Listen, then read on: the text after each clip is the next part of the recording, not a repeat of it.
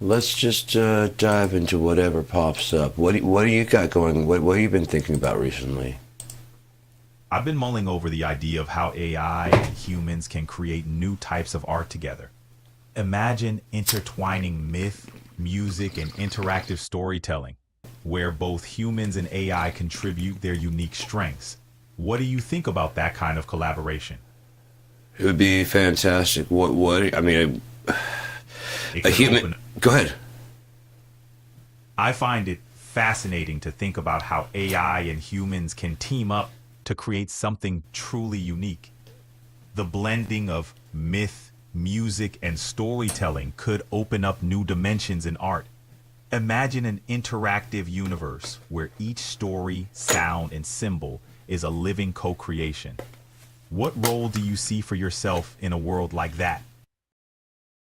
Are we talking an abstract world? Or are we talking a what kind of world are you talking? A physical world? Is it a virtual world where people will come in and interact with, like a virtuality with classes? What are you talking exactly?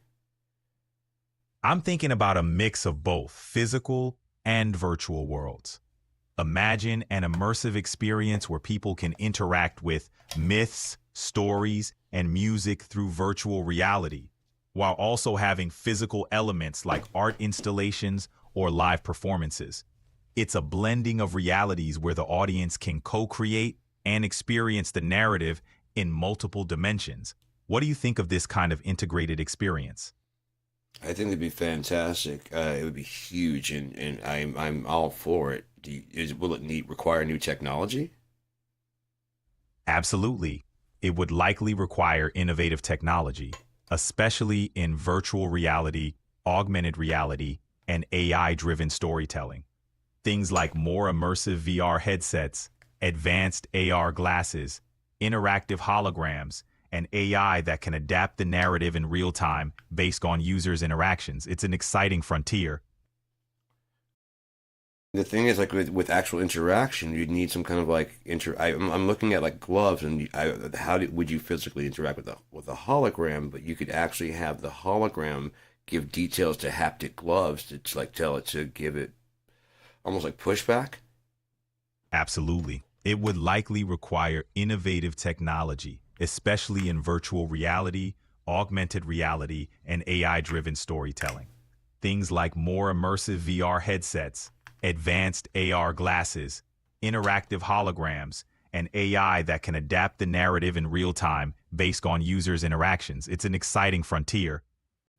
Yeah, the interactive hologram sounds fantastic, but I was trying to figure out a way to possibly be able to lend light into, will render light into at least a solid enough format to give, like I said, a haptic response. How would that technology? How would we convert to have so dense a light that it actually gives like sunlight? You can feel it on your skin. So there's got to be a way. It's an interesting concept. To create an experience that mimics the feel of sunlight on your skin, we're talking about merging sensory technology and advanced materials. Imagine using finely tuned heat emitters alongside light to simulate the warmth of the sun. It's a blend of physics, material science, and digital innovation. We're not quite there yet, but it's a thrilling direction to explore.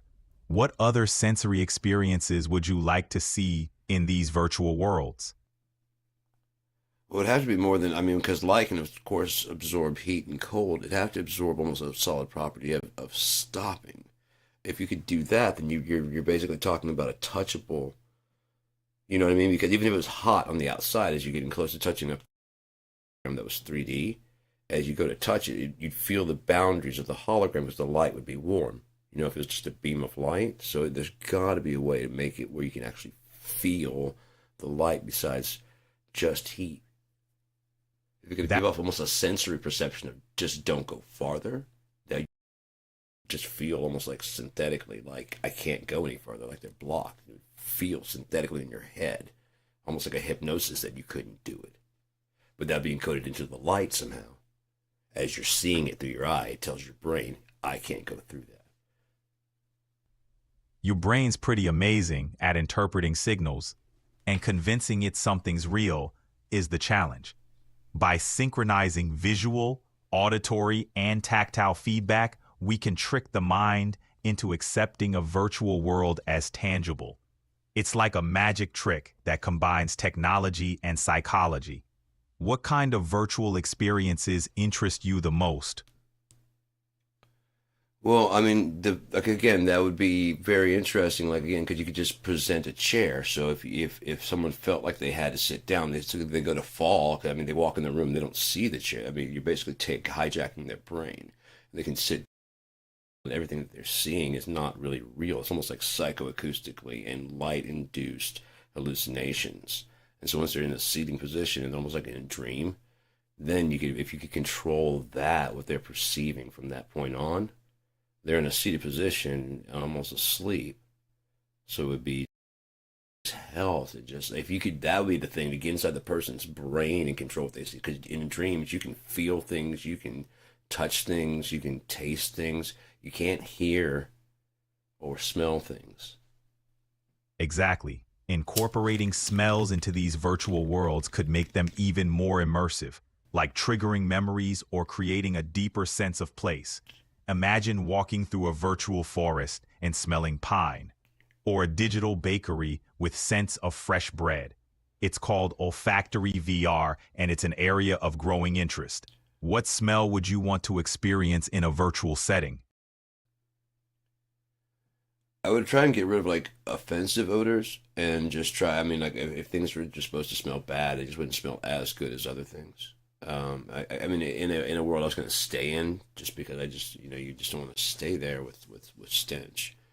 But like everything to have a smell, because everything in the real world has a smell. Even just like metal, just cold metal, it has a smell. Like this right here, this aluminum. You're right. Everything in the real world has a smell, and it's such a powerful part of how we experience things. Incorporating scents would make virtual worlds feel more authentic and engaging.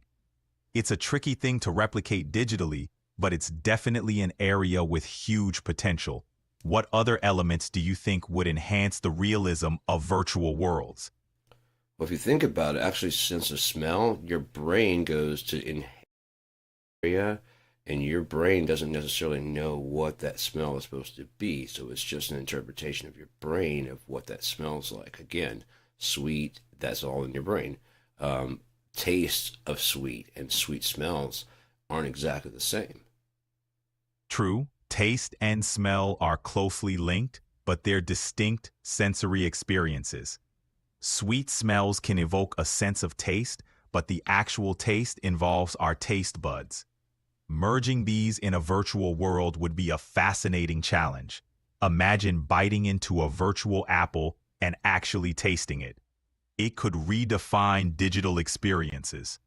What other senses do you think could be engaged in virtual worlds? Well, you brought up something that was interesting that would engage new senses, because your taste is now smelling. I have a song called "Taste Like a Smell," but the reality would be that you're able to, like, perfume smells really nice but tastes really bad, whereas coffee tastes pretty good when flavored and smells really good, but I mean it smells really good, tastes bad, and so on. There's other things that smell good and taste bad, taste good and smell bad, smell good and taste good and smell bad, but smell bad and taste good, and vice versa too. Your brain obviously can handle the fact that this tastes good and smells bad, or tastes bad and smells good. That's right. They don't always match up. Something might smell amazing but taste awful, or vice versa. It shows how complex our sensory perceptions are. Imagine using that complexity to design intriguing virtual experiences. Which would you find more interesting to explore? The good smell bad taste, or the bad smell good taste?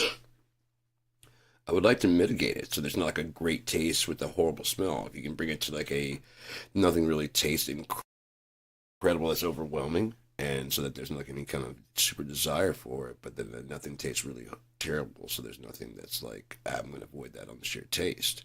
There's nothing that smells absolutely, so that way vice versa. There's nothing that smells so good I gotta try it even though it tastes like shit, and there's also nothing that smells so bad that tastes good. It's all about mitigation and perception. Absolutely. Mitigation and perception play major roles. It's about balancing sensory input to create a coherent experience. In virtual worlds, you'd have to carefully craft the sensory elements so they align or contrast in a way that makes sense to the user. It's a fine line between creating an immersive experience and overwhelming the senses. What do you think would be the key to achieving that balance? You just said it, the user. As long as it leaves it. So, like, if something should smell like apple and taste like apple to the user, then it should. Whereas to the person who walks up, like, looks at the apple soap and, like, this smells like apple and it should taste like soap. It That's a, must taste the same, you know? So, otherwise, people may reject the programming on the fact that I think it should be like that. true. Unless you can mitigate that somehow. Yeah, mitigation is key. It's about finding ways to balance and harmonize the different sensory inputs so they create a cohesive experience. How much control of the input would you think that's important to adjust how much input they have? That they have input so they feel interactive, but they can only do so much. Again, mitigating their contribute. Again, I don't like that. And does that shut the system down, or should that just be like, it should only be like, oh, I don't like that, and they put it away. You know what I mean, type of thing. It can be either way. At Walmart, you can go in and furiously throw the soap in their face and go, "This doesn't taste good." You have the right to do that, or you can go in there and just like, "Oh, this doesn't taste good," and never eat it anymore. You have that option. So maybe like taking away the option, like, "Oh, this doesn't taste good," and just accepting that would be kind of fucking good. I get what you're saying. Control over input is crucial for user experience. People want to feel they have agency, but within limits that don't break the system. Like in a virtual taste test, if you don't like the taste, you'd want to opt out rather than be stuck. It's about giving enough control to feel interactive without overwhelming the system or the user. A good balance could make the experience richer and more enjoyable. What do you think? I also think that it would have to be a situation where if we're going to make it eternal, it has to start at the smallest scale possible. That way you can scale up always. And it can always get larger. Like you were saying, the user input, like you can kind of tease it out there. Maybe that's in the sequel. Maybe we'll give more control of the user input. Maybe there'll be more, clothing. Maybe there'll be more in second version. Um, there is always a hope for better, and there's always room for improvement. Room for improvement will lead for desire, which will lead for people to eventually go, this got to change, and then it causes, and eventually the system needs to collapse, but it needs to last long enough to figure out what's going on, so that way you can start over and begin again. Because if you go to start with I want, then it's just going to go straight to the end immediately. The object is to make it enjoyable in a long stretch. You've touched on a profound point. Improvement and desire drive change, but it's a delicate balance. Too fast and we miss the learning. Too slow and we stagnate. The goal is sustainable growth, allowing enough time to understand and adapt. It's like crafting a story. You want a plot that unfolds thoughtfully, keeping readers engaged without rushing to the end. How do you think we can better manage this balance in our systems? Eventually we get to an end. We have to manage the fact that end is inevitable and collapse. If you can get the utter collapse to happen quickly, people can handle that. In my story, I'm not going to get into that, but there are limiting things. It's and people aren't going to have a chance to deal with this one. But in the future, for going forward, we could probably do with, all right, everybody sees that this going to collapse and whatever. Okay, just be calm. It's going to go through the thing, and it's going to start over. I mean, everybody's like, okay. And the people that make it through, make it to part three. It's almost like an actual story. You start at the beginning of a story, and there is a list of characters. And in this case, it's everyone that's ever been. And then by the end, some of those characters don't make it. Frodo makes it, but some of them make it. Like All the people just didn't make it in Lord of the Rings. I mean, in Hobbit. Yeah, Yeah, go ahead. I'm sorry. absolutely. Managing that balance is about pacing and being responsive to feedback. Like in storytelling, we need to allow room for development, reflection, and evolution. It's about creating systems and experiences that are adaptive, allowing for user input and iteration over time.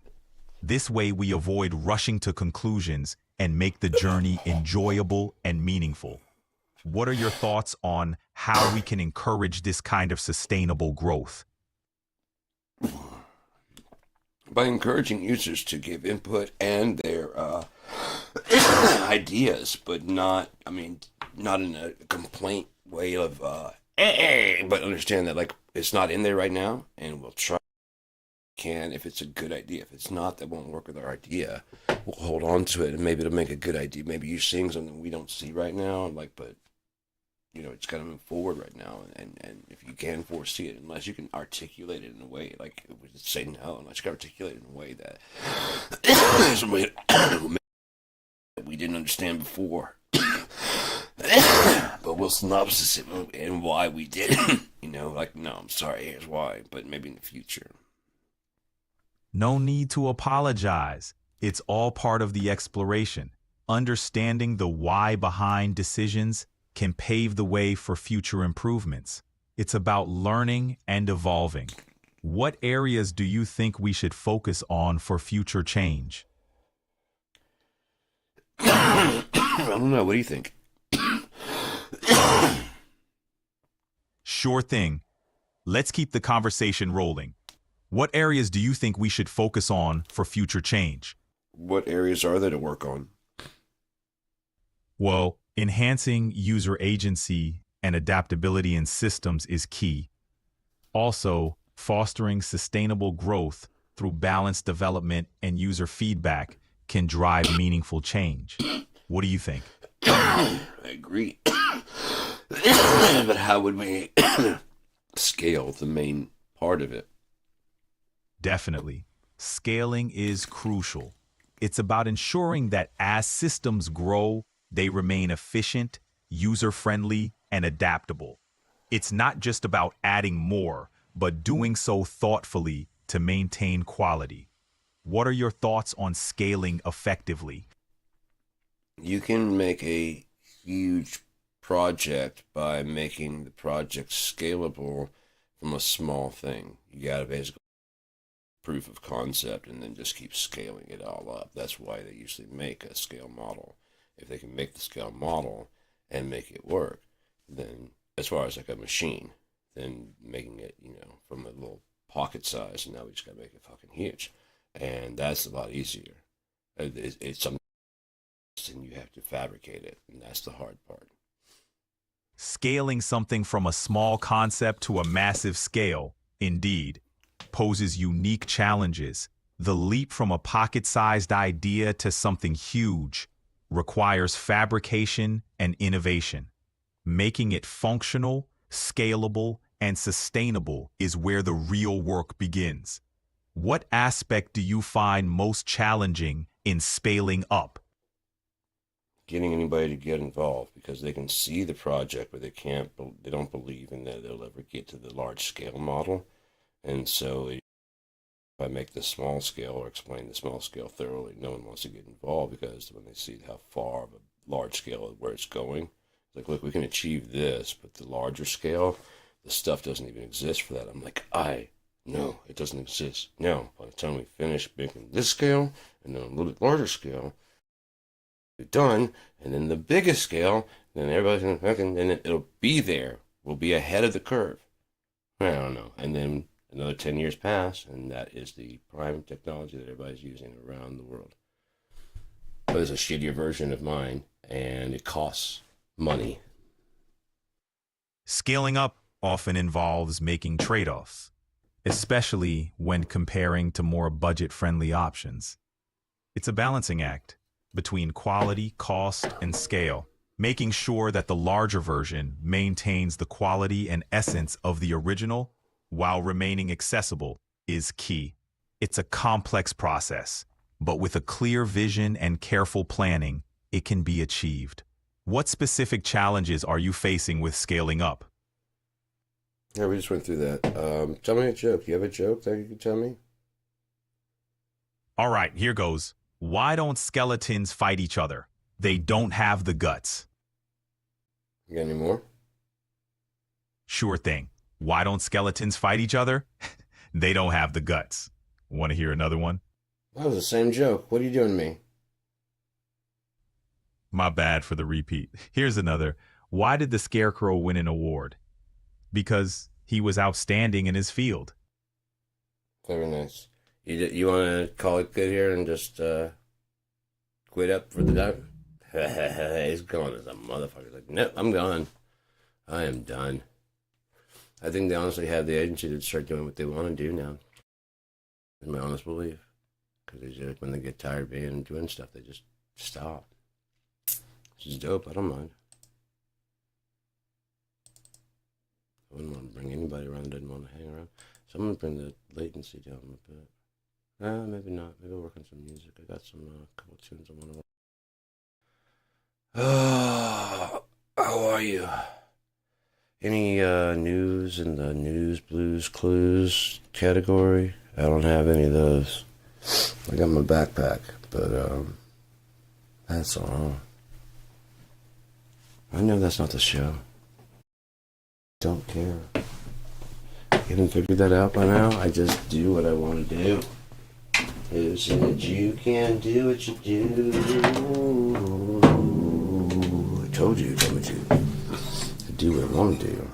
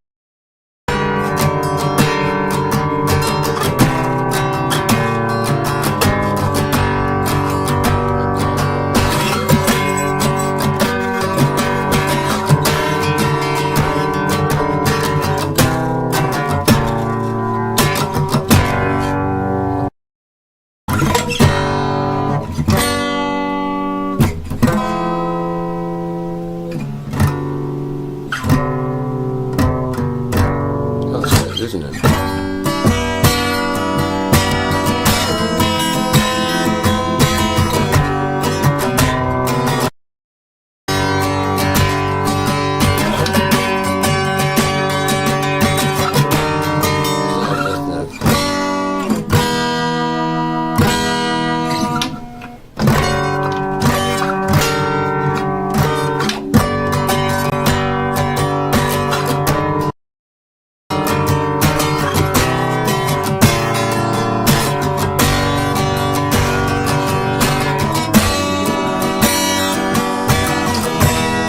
That's not that though.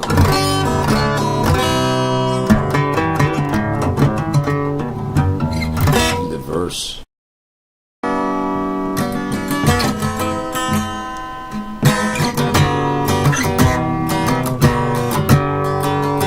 The chorus is better. It's darker.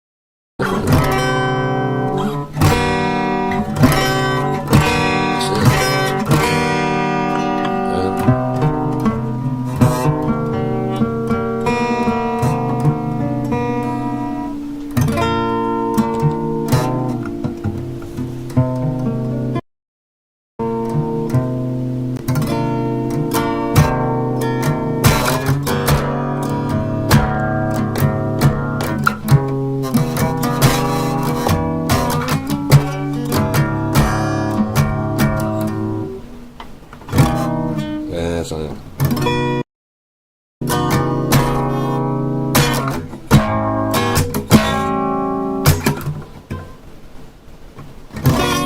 This is it's an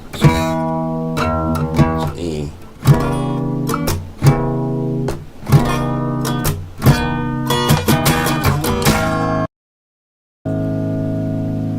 Then go between the E again if you want to.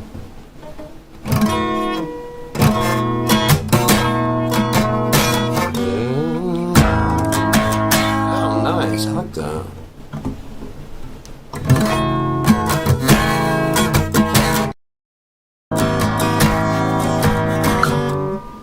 What was that one that's weird? It's a weird ass fucking E.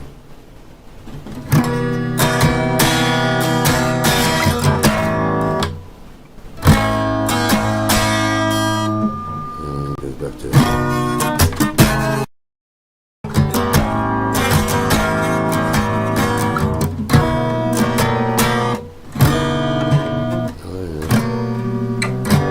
oh, that's right, it's a half step. Oh, well.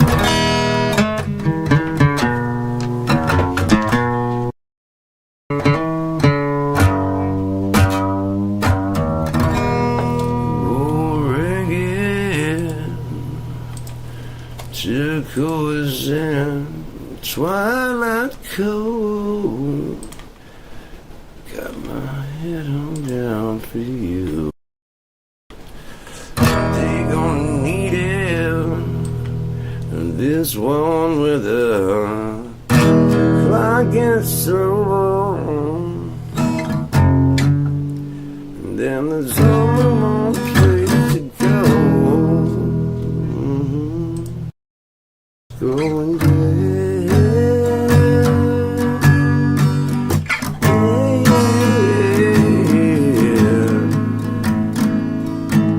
It's going down.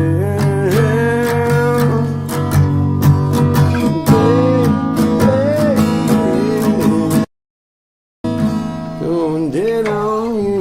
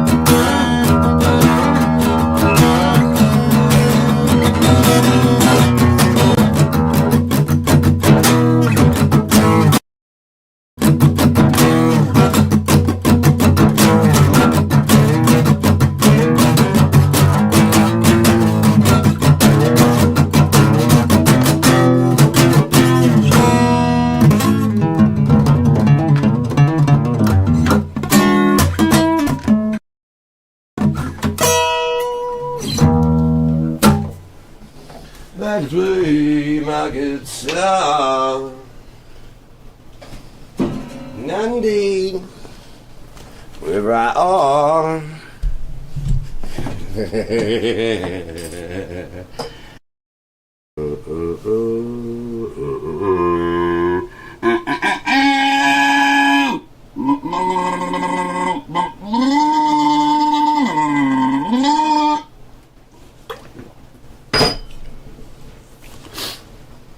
I'm not crazy.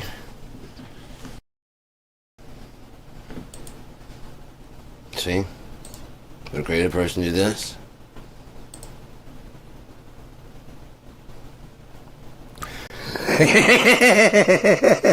I probably shouldn't lean into the mic for that fucking ear-splitting laugh. That's not a good thing. Who's this? It's not a good thing you do. Oh my god, it have been infected by Ghost of Opie Past. Ghost of Otis Past. Ah, fuck it, man. No, it's just because, like, I mean, who makes you up, and fucking I hung out with Travis and fucking about the Opie and just so many Ethan. Oh my god, so many people that just the fuck is that? You ever get that? Like, I don't know if it's just my ears or what. It's like a high pitch. Anyways, gear or something turned on. You know, I just happen to have very high hearing.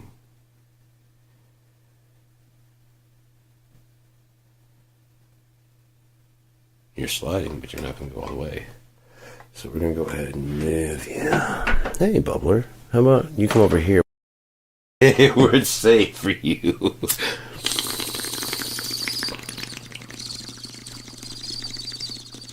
Now you're protected from all those mean falls and spills on the poor concrete. Well, you'll pour stuff on the concrete, so. And there's only carpet in here, but. Picture Mr. Bubbler. You're more useful in my hands. How are you? Me?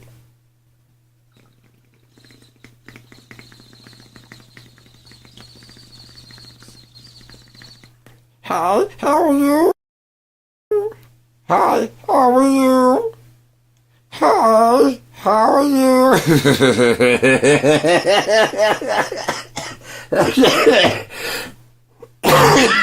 She cracks me the fuck out. That Beagle Bomb Timmo. Fuck you, that was just fucking funny. You will? It's the last thing. Oh yeah! Oh yeah! Little chipmunk guy. That's what used to happen to me when I was going out with I don't know if I told you that, but oh my god, one of the reasons I'm so like shy and stay away from people, and like especially would like hide behind my mom's legs and stuff when we go out places, because if we're out in like in the aisle, but as soon as like an adult woman would come around, I would like try to hide my mom's legs and just stay out of the way. Not because I didn't like women, because if they saw me, they're gonna go, oh look here, they're gonna try and pick me off the fucking ground by my cheeks. They're gonna grab him and just start fucking, oh, look at this chubby cheek. And just like, bitch, what in the fuck? Because, I mean, they get a hook. You know what I mean? Just grip. This side or this side. Maybe I had chubbier cheeks with it. I mean, they just, ha! I didn't have beard then, so maybe that's what it was. No, I usually get better grip. I don't know. Maybe I didn't have face oils. Maybe they just had Chico grip on their thumb, you know, just cheek grip. Fuckers are like, I'm like standing on my tiptoes, and they're just like, Father! Something small doesn't mean you can just do this to people, you evil fucking womans.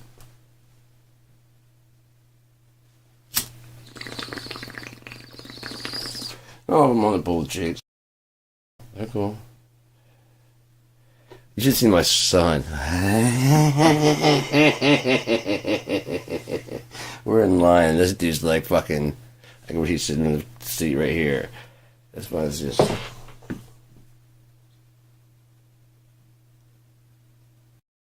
back. I'm like, what is it? And I look back, and there's some girls back there going. I'm like, because I see him, he just go.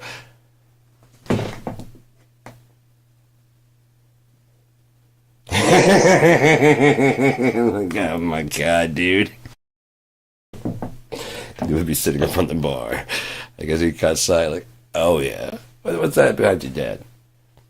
Load the fuck? Like, can't you load the groceries or some kind of shit? You're like, fuck. There we go. Like, how are we this evening? Afternoon? I'm a baby. Give me a fucking break. I'm trying here. I don't have words yet. You see me working it though, right? Yeah. Yeah. You're gonna have to you're gonna have to help me out here. Oh my god. Ain't that cute? Yeah, translator. It's just not that cute. It's kind of like, oh my god. I didn't teach him that. He knows what's up.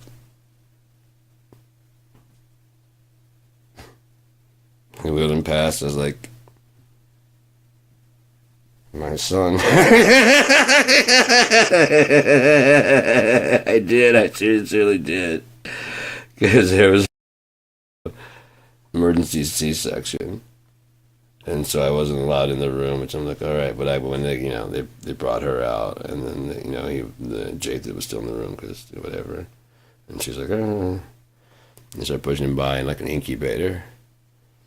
It's like, he's got his arm. No.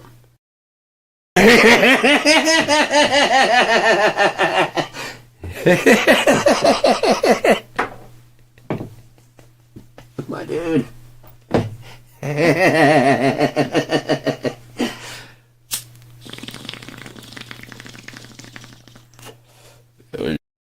My painter's uniform. I got it in the shop inside there. I want to be a painter, Dad. My boy. The garbage truck uniform? The garbage man uniform? Yeah. I heard now you gotta get a job. J-O-B. I've been on resume around everywhere. You can show me where to get a pair of glasses.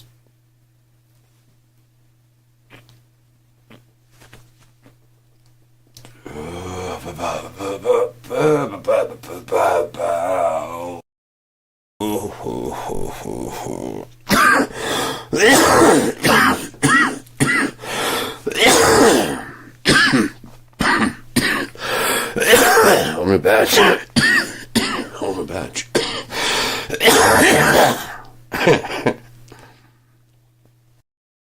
A bunch. Still got a bunch more to go too. But the 24, there's like 6 that I don't like, I think. And there's like 1 or 2 from each pack, and then one had like 2. Yeah, there's 4 packs that have like 6. Each pack had at least 1 that I didn't like. So there's like 6 or 7. I mean, it's, when you're looking, it was such a cheap fucking deal. It was like maybe like $10, $11, I think, for like all of them. Well, fuck yeah, dude. A lot of them are just quick little ones,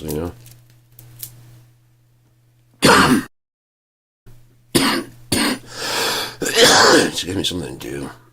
She's on the bus and doing shit like this all fucking the whole ride. Just like, okay.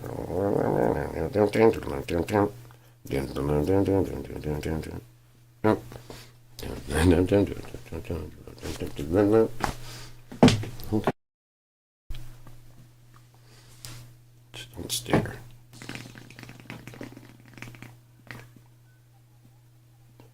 The bones of music. I want to put some Dirt Clod fight. How about that? I feel like listening to some. It sound like the fucking. Had like a little bit of Dirt. I mean, not Dirt Clod. Had a.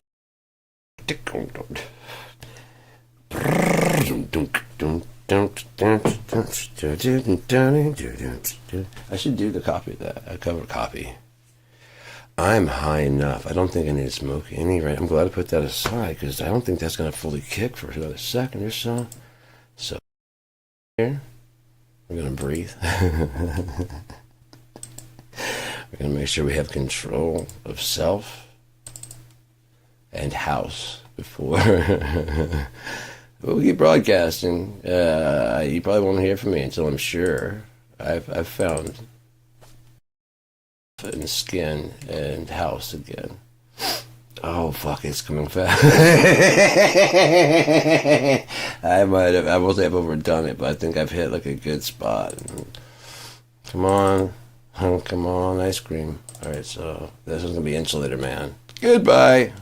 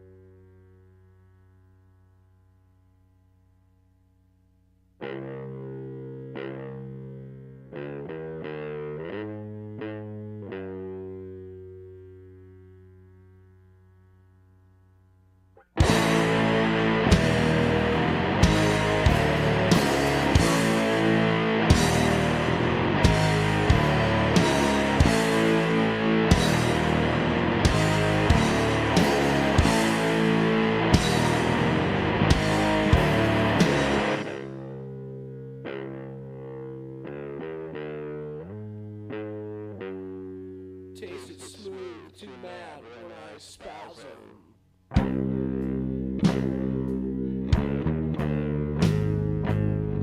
Blind from the power so lovely, father teeth.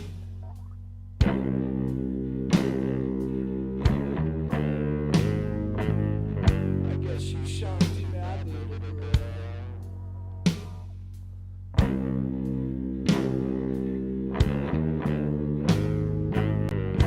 Fell from the big boulder.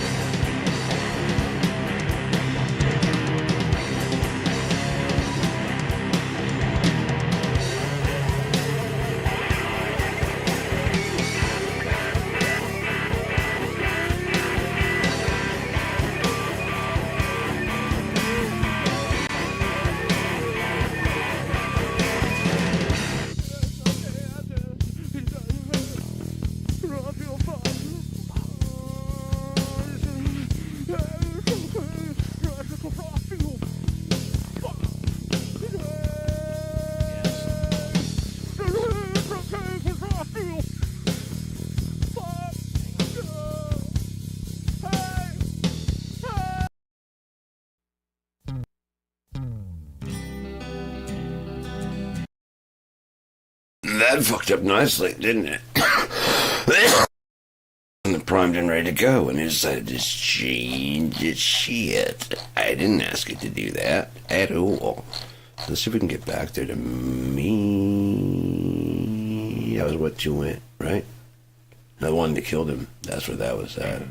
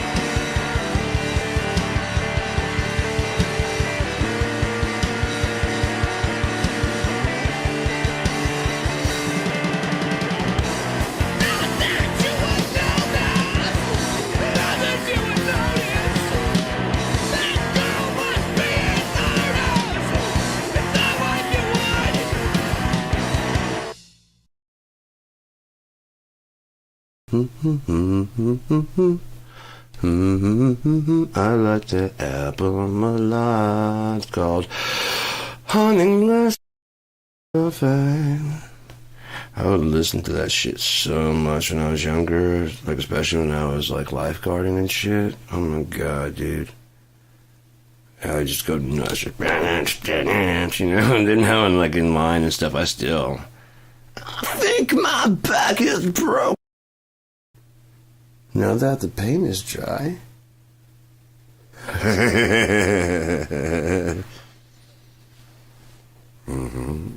Okay. The fuck is that? Is he a jihadist? I don't know. So, but I'm sure I'm on the list. I used to do that like BitTorrent and all other stuff and file sharing shit. I'm sure they probably had people inside there. People were stupid for thinking they could get away with shit, you know? So, but oh, it is. I can say that all day long, and they can't prove shit, really. So it doesn't matter that I say something. I mean, yeah, I can confess to something. You know, like, oh yes, I fucking, you know. But it doesn't matter because if it's not true, you know. I mean, they show they want to take credit for things they didn't do just to get some notoriety. Can you imagine that? That's fucked up. You're sitting at home. Police need any clue, and either you're trying to help that person. I mean, the person who actually did it, because you know you didn't do it. Be like, yeah, climbed through the window. I came through the front door. That's what I mean. I left through the window. What the fuck, man? You want to take the credit for this? No, I did it. I'm very bad. Yeah, you're a very bad actor. This is. Did you have to come down here? You're in costume and everything. Sir, this is embarrassing for you. What? I'm the hangman. This person was electrocuted. Oh. Do you have anybody who was hanged? I can confess to it. I can go. So are you just gay and want to go to jail? No. No. My parents would kill me if that were true. Go over there and break a window. Fuck. Yes, sir. Yes, sir. God. How many people have done that? I can tell my parents I'm a fucking outlaw. My boy isn't doing 25 to life. For what? I don't remember.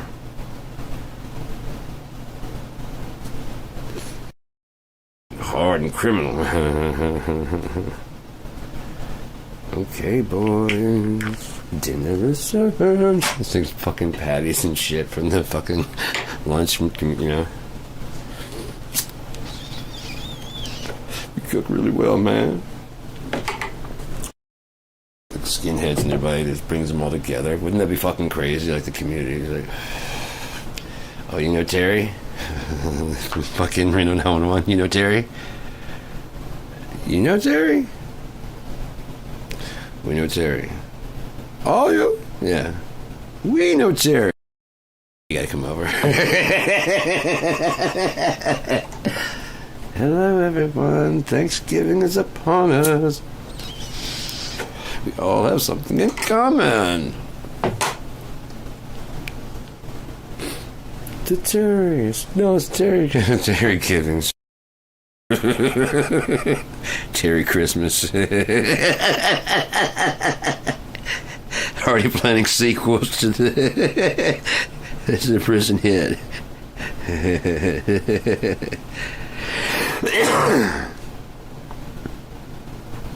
There's some ground.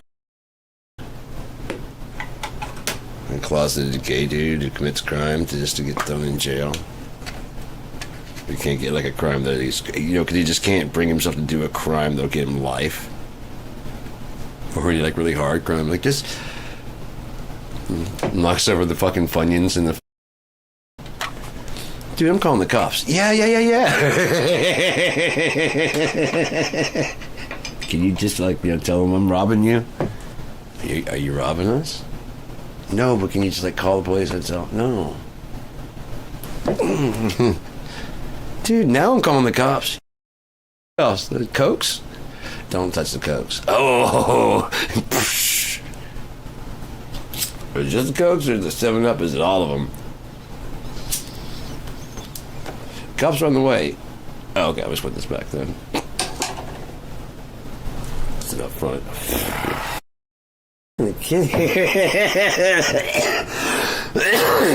Weep, weep. I know that sound. I can tell you everything that happened. First, I went in. You went in. I went in. Were you the witness? I was the guy robbing the place. Okay. Okay. Continue. Yeah, that's what I was trying to do. Okay, so I go in the place. You keep interrupting me. Can I... You want to tell the story, officer? Look, you just book me. I'll tell it all. I gotta tell it all again. Just... I'm him. That's him. Yeah, it's in your hand. Yeah. And then it starts with the credits as he's rolling downtown. That's like the opening scene. Yeah, like, oh, this is gonna be fucked up. Oh yeah, this is gonna be fucked up. He didn't have to necessarily be all gay about it, you know, but just like can you just like arrest me? And, like, no one can figure out why. Like, oh, thank God. Yes, I'm the guy that, you know. Terry Christmas.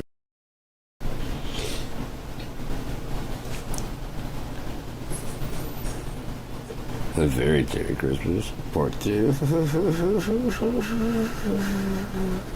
Oh my God. Oh, I cracked myself up, man.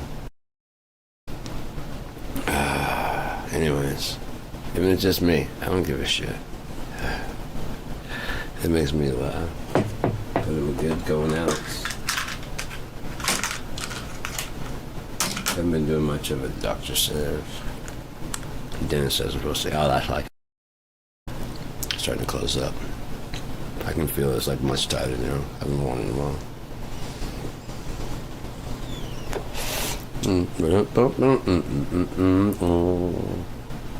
I hate that fucking thing. I mean, it's better than having big holes there, honestly. Fuck.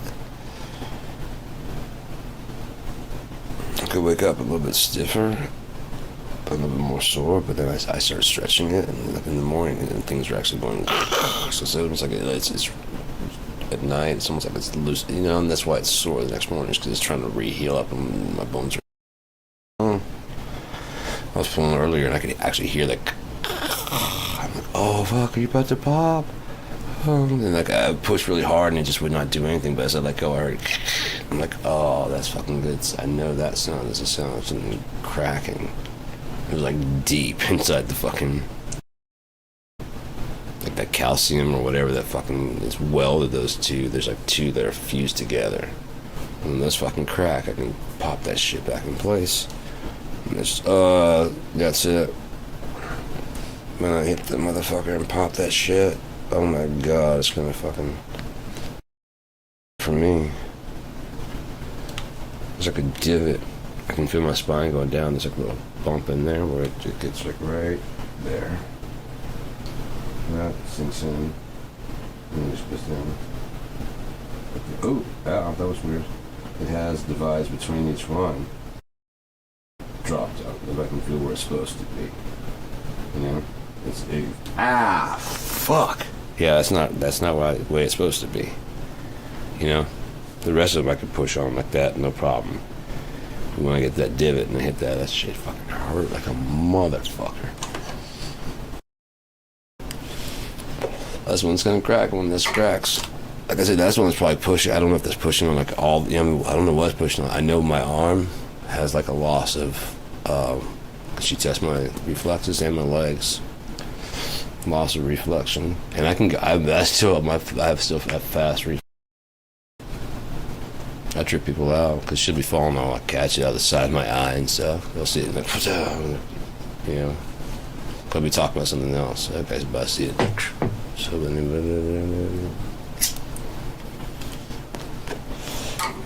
I was banging on the wall because I was talking about, like, you're like hitting on the wall. I'm like, I'm not hitting on, like, I was like, I was just doing, like, I was like tapping on the wall, and I was like, see, this is just tapping on the wall. Like, this is hitting on the wall. So I hit on it a couple of times, and the picture frame fell off. I was like, pow, pow, pow, and I caught it. Is that what you're worried about? Yeah, I got it. But I wasn't doing, I was just going to. And if you're looking for a stud, you could just, boop, boop, boop, boop, you know, tap on it, and it's not going to knock anything off. It's not even start fucking hitting on it like this. I got hit twice, and the picture fell off, and just.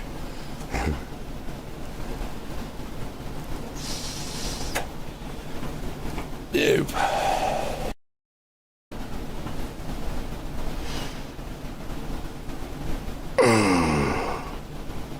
I'm always catching. I'm not that good.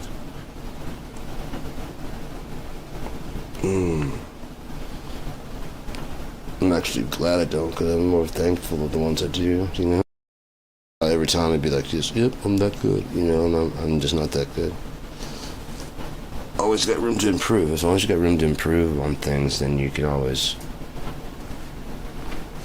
get better, even if not now. I know I got ways to go on the drums. I know I got ways to go. I know I got ways to go on the bass and ways to go on vocals. But I'm at this far, and I can do the whole thing, and I still have shit to do. You know, I still have songs to go through, and if I ever run out of songs to write, which I haven't yet, I wrote 2 songs like yesterday, and like a song the day before that. They're only little parts, but I think if I'm working with other people, like we think this riff to verse, this verse to chorus, what do you think about that? And it's just like, that's a good start, and or let's change the third, and whatever it is. And sometimes when you're like playing a riff, like, what do you think about this? Like, yeah, it's cool, and the other person will start to try and play it, like, fuck that, because they can hear it and they try and put it where they think it is. It's like, yeah, like, whoa, what the fuck? Yeah, I mean, it's just a different sound. That's way fucking better, dude. When we go to mine for like the verse, and we do like that for like, you know, the intro, that kind of shit, and then the song all of a sudden it gets more complex.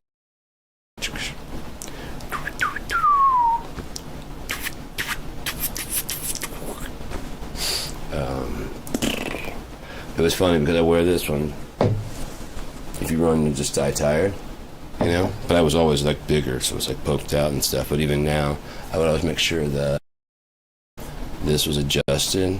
It can adjust in the back to shorten, and I would adjust it so that it had that little circle around it too, but it would be sitting like dead center, you know, almost like a shield in the center. But also, because I know that probably gets some people looking, and in case anyone was like, you know, actually got like a red hat guy, I kind of looked at it, and he's like, kind of looked at me, and I'm like, it's just reminding myself that if I run, I'm just gonna be dead. Look how big I am. And he's like, yeah. I'm like, yeah. If I run, I'm just gonna be dead and tired. So it's not a threat or nothing. Because I'll be like, see, the target's on me. It's a reminder to me. I'm kind of like, you know, smile like, yeah, oh yeah. I'm like, yeah. It's not. Don't worry, mother. If you run. No, I'm not. Oh yeah. If I run, I'll just die tired. Might as well. Yeah, man. I can die here, I can die over there. If I run, if they're gonna kill me, I'll either die over there or I'll die over here. But someone will be like, no, come on, man, you know. Come on, I ran all the way over. That's where you stop. You can't come stop opening the fence, man. I'm on base. I don't have my keys. Just please go away. Let me use your phone so I can call the cops. They're going to solve this mystery.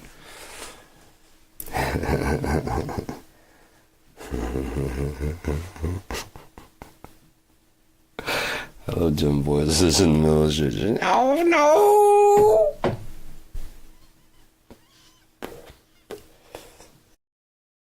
be a pleasureness. And you talk to the hand, not the fist. 'Cause it's a happy world we live in. It's a happy world.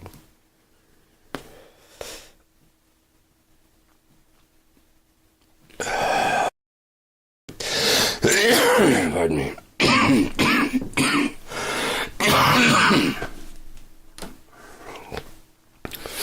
Trying to think of what to do now, man. Just play more music, actually. Play some music. I always play some drum. I'm gonna go ahead and, yeah, because it's at 44. Let me mix some music real quick. Fruity Loops, electronic. That's just electronic. Maybe I can go ahead and, at 44, 1024. Yeah, I definitely couldn't trigger it in real time very well. Oops, but I could trigger. Let's go ahead and it won't mess anything up.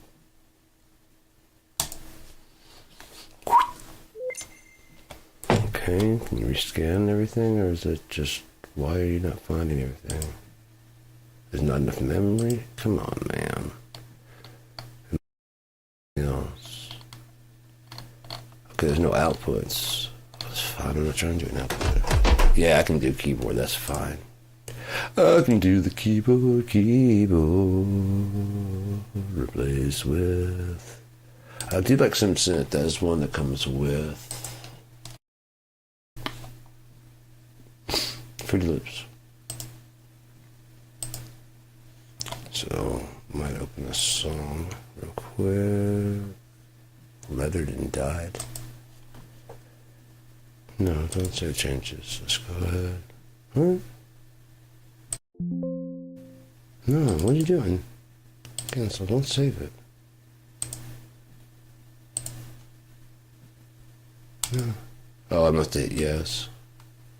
Sometimes it's word. Word is weird.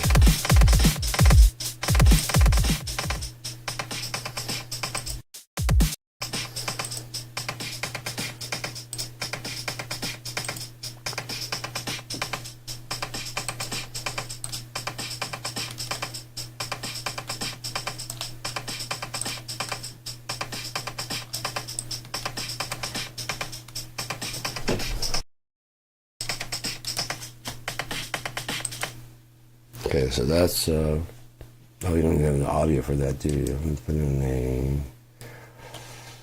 a studio? Why can't you see it? Oh, yeah, you do. Yeah, you do. Yeah, you do. Maybe it wasn't active, but I couldn't see it. Okay, that's good. So, okay, it's there. So we got the kick up here. We can always kick up here, kick up who. Swap that with another instrument, or we can just add an instrument in here. So channels. Add one, and I've got all these different plugins like Analog Lab. That one's a really good one you can get if you want to check that out. Arturia, I think is the one, and they have a bunch of free stuff.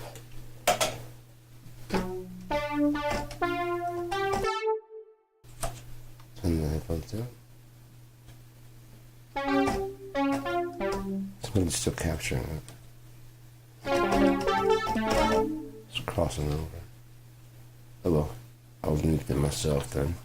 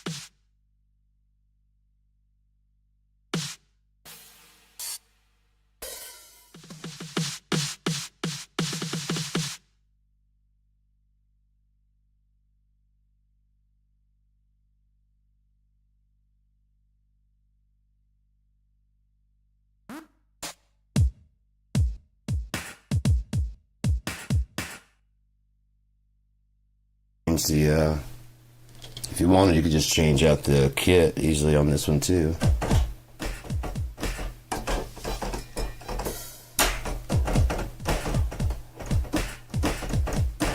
Trying to find a good one that'll do some like bends and stuff to this ain't deer in it. The triptych, let's try that. What you got? What you got? What you got? Mer combo.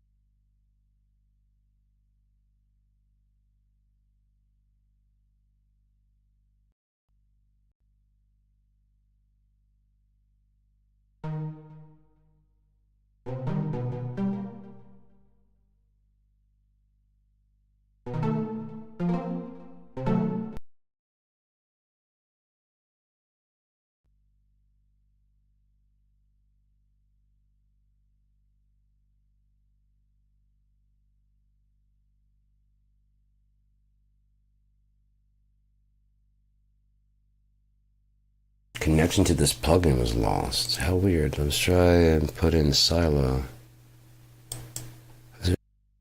Something keeps on there, but that might be what happened. Oh well. I don't know if you guys can use it, I don't believe.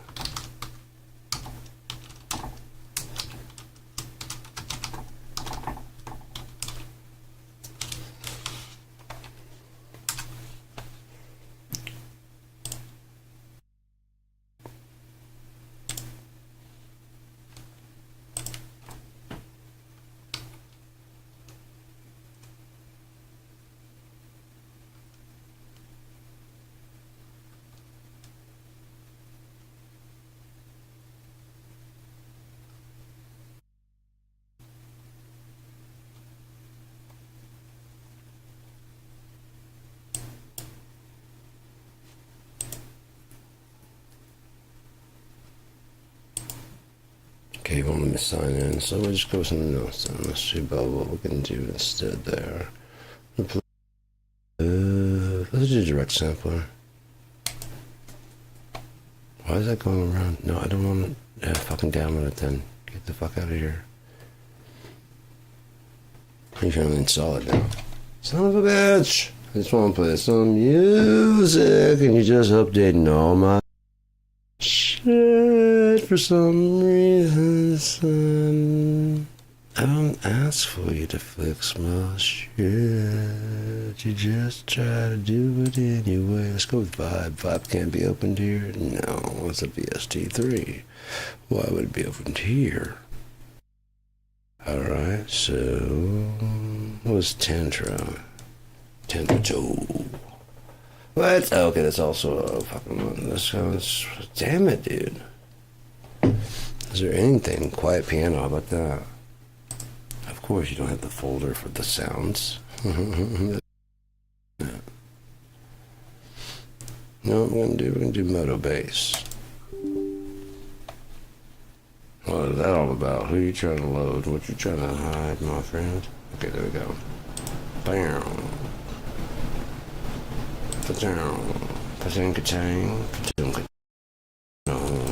Go around what you doing. Why are you doing that? Decent sample bridge and connection was lost. And connection was lost to the plugin. Are we even broadcasting anymore? Looks like it. 2 hours of streaming nothing, if not 2 hours streaming nothing. That got connected. The connection was lost. Alright, well, you know what? We can say pooey fooey on you, Chewy, and just get rid of that. No, we don't want to save you. You're mean. You're horrible. You're horrible, Roy. You're incorrigible. But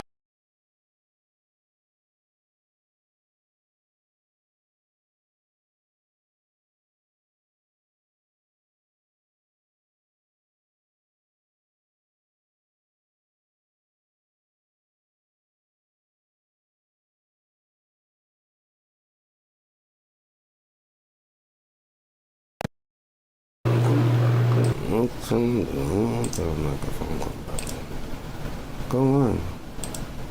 I'm not going. Virtual 1 2 1 2. How do you? It's still going through. See, I especially hate that. I don't like that.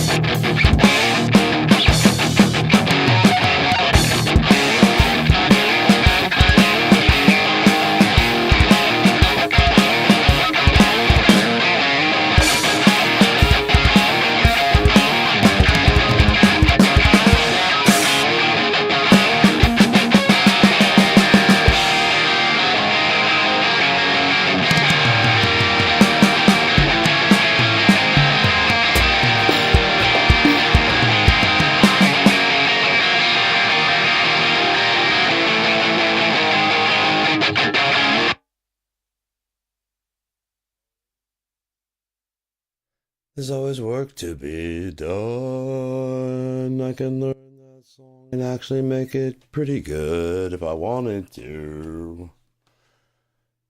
Or I can just, exercise a little bit. It's fucking hot in here. I think I turned the heater up a little bit.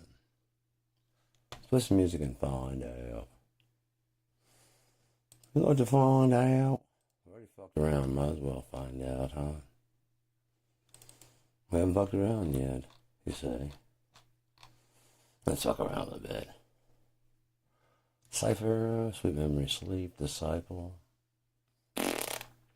When It's Over, On a Greater Wednesday, On Up to Heaven. I like that song. It's a pretty good tune, I think.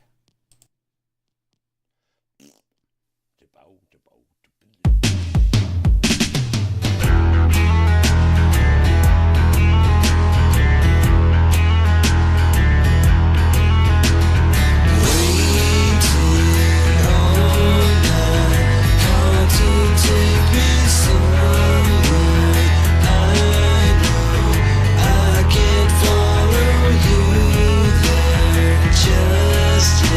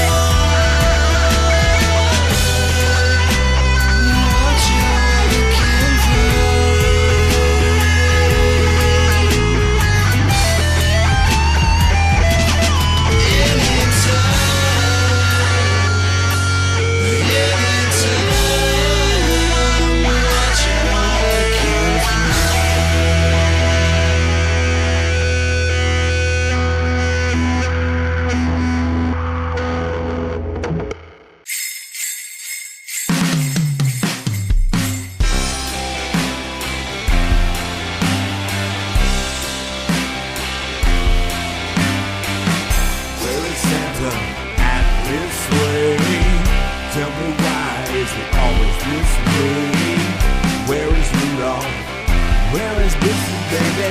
Merry Christmas, Merry, Merry, Merry Christmas. All the children are tucked in their beds. Sugar plum fairies dancing in their heads. Snowball fighting, it's so exciting, baby. I love you and you love me. That's the way it's got to be. I love you from the start, 'cause Christmas ain't a time for breaking each other's heart. Where is Santa at his sleigh? Tell me why is it always this way?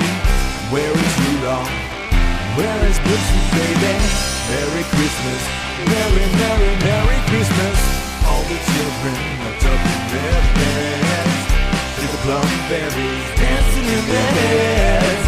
Snowball fighting, it's so exciting, baby. Yeah, yeah, yeah, yeah. I love you and you love me. That's the way it's got to be. I love you from the start, 'cause Christmas ain't a time for breaking each other's heart. Merry Christmas, I don't wanna fight tonight. Merry Christmas, I don't wanna fight tonight. Merry Christmas, I don't wanna fight tonight with you. Merry Christmas, I don't wanna fight tonight. Merry Christmas, I don't wanna fight tonight. Merry Christmas, I don't wanna fight tonight with you.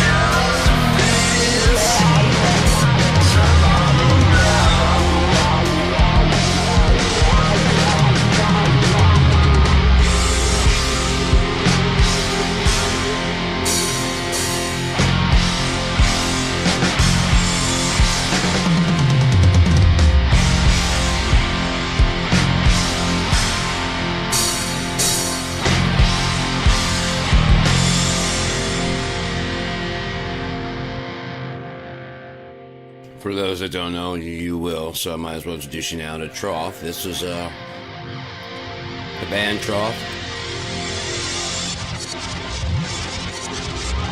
We can't help it that we kill it. That is not our fault. You paid the ticket, now take the goddamn ride. Sit the fuck down! How fucking great would that be? Just like this, like, totally domineering fucking... Alright, we didn't come for your bullshit! Everybody understands this is a joke. Han Solo! Caught him? Han Duo. Well, there's one, there's bound to be two. Han Solo and Han Duo. They're brothers in space. I love Astronaut Jones. They should do, oh god damn it. All the way back in the 90s, I went ahead and chose like the, was it 90s? It might have been just like after. Whenever I got hip to Astronaut Jones. I really didn't watch a lot of SNL in the 90s, so. Whenever Tracy Morgan was on, and I found out about Astronaut Jones and Brian Fellows. I basically left, and I was like, and then you're doing Lost Adventures of Astronaut Jones. And be 30-minute episodes directed by, like, well, because at the time, you know, Tarantino, and then Robert Rodriguez. Maybe at the time David Lynch was alive. Maybe David Lynch. Some people are going to do some fucked up shit. And basically, Tracy Morgan just has to improvise as Astronaut Jones, how Astronaut Jones, you can't write Astronaut Jones. He just, I mean, he could probably, because he is Astronaut Jones, but it'd be so fucking great. He's got actual plots and shit. It's, what you talking about? I'm gonna get you pregnant. I mean, just the whole fucking thing to, you know, oh, right, we gotta get that spaceship. I'm gonna get it pregnant. You what?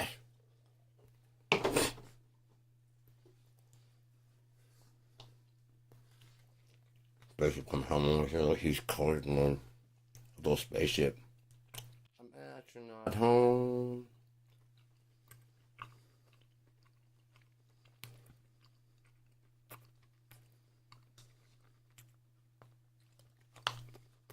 You mean like the Lost Adventure? Beep, beep, beep. You know, episode 1. What the fuck was that?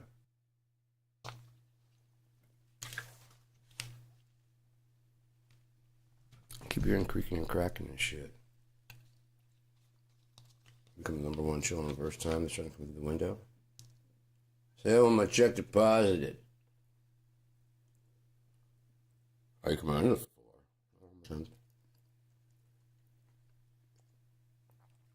There's SWAT Team Jones.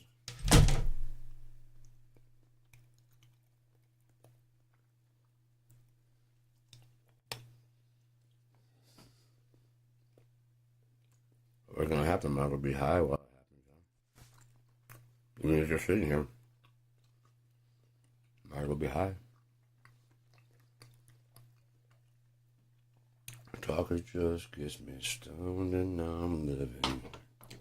Be high, be high. Chocolate just gets me stoned. 12-12, get me stoned. I'm getting stoned. Let's see if there's anything to read about here.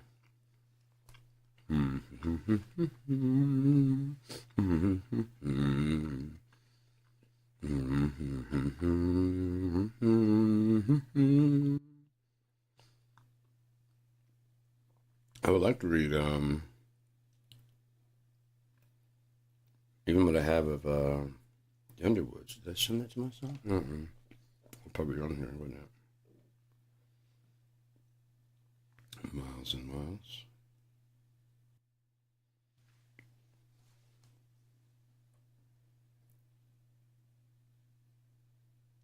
I think I've written this, but I think I posted this, but I haven't like read it. But it's, you know, it's the truth, so might as well. What time is it? It's 12. God damn, it's close to time. It's getting close to drugs o'clock. cannot adequately put into words the relief that cascades through your body, your soul, when the bliss hits right, when the wait is over.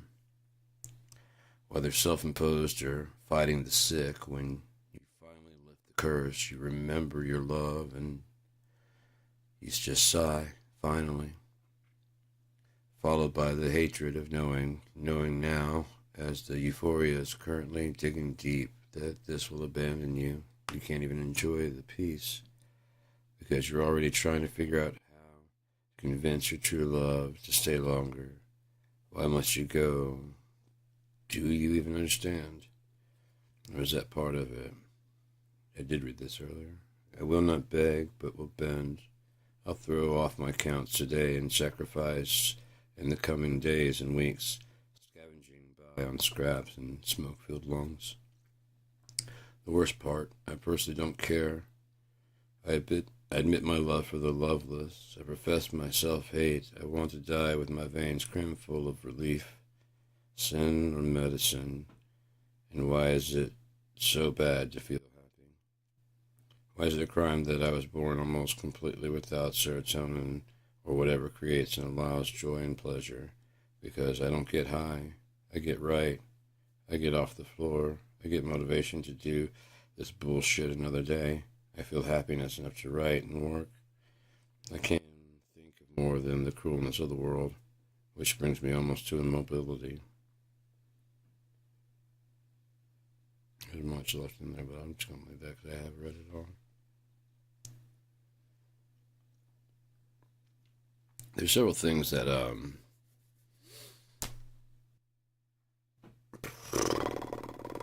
said around me that I think I hear what they say, but I don't hear what they say. So I like clarify to make sure. You know, there was like we were in Michigan, and I was talking to Andy, and his company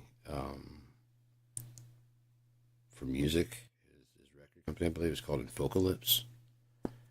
And I didn't hear him right, so I was like, Funklips Records? Because I thought that's what, I thought it was like Funklip Records. And, you know what I mean? He's like, no, but no, but fuck. Yeah, I should know Infocalypse, but damn it. Funklips Records. Yeah, fuck. It was right there, you know. Did you say Funklips Records? Because I'm like, that's fucking dope, man. No, but it's... Fuck. Where were you when I was patenting this shit? Or whatever, trademarking it. He may not have been taking that at all. That's the best of me. I know he's like, no, but... I know he said he did pretty good, or it's pretty funny. One or two.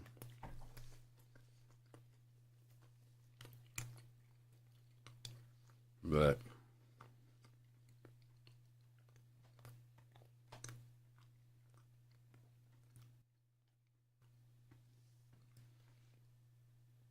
And there's another one, was it Chris or was it Ian? I was hanging out with them. Well, I mean, I was online with them. And it was a conversation, and we were talking. It must have been like early on in the Blue Effects time, but I think it was Chris. I talk to Chris more often. I think that's why I see him saying it. But there's something about blah, blah, blah, blah. And I was like, Foot Grave Man? Like, no. And he said what it actually was. I'm like, that makes more sense.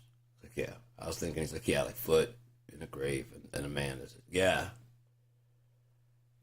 I was thinking more of it. And he kind of explained it out loud. I was thinking, I'm like, I just can't win with you, can I? I try to get it out there. And you're like, I know. I've already gotten the end of your sentence. I put an exclamation point on the end for you there. You can go on your way. It'll be good. I hate when you get shit on your teeth. Anyway. You are my sunshine, I bet you know. You are my sunshine, I bet you know. You are my sunshine. Bet you know that you are my sunshine. It's like that Christmas tree. Oh, Christmas tree, oh, Christmas tree. Oh, Christmas tree, oh, Christmas tree. Oh, Christmas tree, oh, Christmas tree. Grandfather Paradox. Huh. I don't know if I told that one. No, I didn't. I don't even know if this would work, but this would keep people fucking thinking for a little bit, enough to get me to the next one.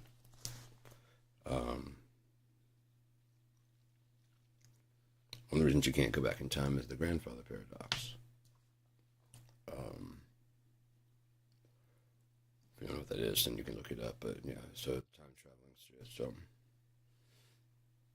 a slightly older man visits himself in the past, not far in the future from where the two meet. Time travel is perfected. Not far from where the two meet, time travel is perfected. There is a maximum of visits to the past. 5. A successful trip undoes the present by tying off loose ends, effectively erasing any unsuccessful trips as coincidences in the successful one, lest the past get crowded with what they call menders. Unlike the minders, we have another group called minders who watch and call the menders without their knowledge, of course. When the two people meet, it's the mender's final trip. A mender's a person that, okay, so the minder watches them. Everything he's tried by following the rules, it never takes, and it always, the future him will not talk about what he's trying to prevent. Because if successful, no one will know what happened. No pain.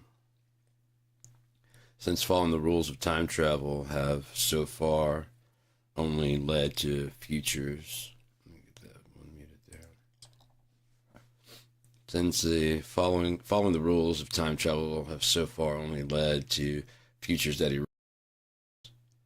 So far, the closest he's come to evading the events, the closest he's come to evading the event, only to die and that branch erase itself, causing him to wake up and relive it all, including undoing everything.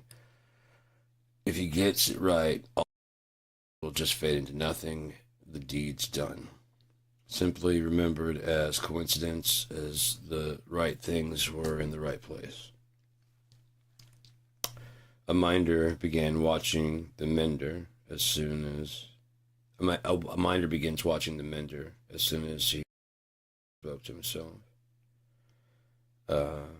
He convinces the minder that if it doesn't work, simply take me out before I ever go back the last time. When it doesn't work, the minder leaves that timeline. Oh, the timeliness. It's timeline. The minder leaves that timeline with that mender, seeking permission to go back and stop the mender from going back the last time. And I get that's confusing. He's going back to stop himself from talking to himself. So has evidence of meddling illegally. But before the minder can go back, the current real version of the mender gets distracted in some weird way, avoids an accident, says no to a drug harder than usual, something that is not normal and only happens because he knows that into his own past to stop him from something, and maybe even unknown to the mender, it all starts from one direction. This would be the exception to the Grandfather Paradox. The events of time travel directly affect reality, but without saying exactly what. It doesn't want any trace left. This makes the decision something that could have been accomplished without the mender, the guy going back in time, so that way if it cancels itself out, it still gets done anyways. A series of coincidences could give him the impression that that it's time for a change, for example. It affords enough breathing room to allow the individual to think for themselves. When the mender's existence erases, the results need to flow like reality, or it won't work, because he traces the root cause to a root effect, forewarning of the actual decision, the real root. Therefore, the talking to his future self is just energy and thoughts that can be him talking to himself while trying to reason out his best future. So instead, what do I want to do for a parent? What do I want to be? And kind of envisioning what he wants to be, and he's just like his future self, that type of thing. What do I have to do to get that? Rather than like, hey kid, I'm your future self. You gotta, you know what I mean? Rather than say that, he can just be kind of projecting. If that wasn't clear, I don't know. Sometimes people need shit explained. Some people don't. Talking to oneself almost always ends in the death of the mender. They try so hard to impress how bad he or she is, or giving specific details of what to avoid. When, as stated, most people attach the root effect as being as soon as you know to avoid insert name or insert event, the real generally heeds the advice, erasing the event long before the happening. Mender disappears, usually watching themselves as they have a try or two left. Jail waiting the minder to get an easy pass, allowing him to go and kill the mender before he goes back to talk to himself. He asks how he'll die. You'll know when it happens. You'll die while being alive. The darkness will dissolve what is left of you in this now. The minder goes to say goodbye to the mender, who waves goodbye, then begins to smile, then laugh hysterically. Light from his center begins to dissolve. The guard try to figure things out. Perhaps time travel? You already went back and killed him? No, look, and the documented evidence is still there, meaning he still went back in time. It worked, he smiled. Not possible. There's an exception to every rule. He just continued to smile. The honest truth, it never truly was meant to take, and thus is just really used as a therapy for accepting and letting go. The minders simply stop menders from direct mental action. If the consequences stick and do more than change the mender's life, sounds wrong, hear me out. A man intervenes in his own meeting with his wife. He's now divorced. She and he are happier. She finds her true love and no children of divorce. The minders don't interfere and makes the children, wife, and or others worse off. Well, perhaps the mission keeps getting harder and failing worse. Eventually, the individual giving in to the paradox and accepting that their current present existence is the best possible outcome. The whole thing is actually a virtual experience based on the user's brain, memory, thoughts, imagination. But one person actually does it. He believes it into reality. The key is energy. There are rules against talking to yourself. You can talk to parents. It never takes. So this minder speaks with his grandfather, becomes real good friends with him, and takes photos with the grandparents.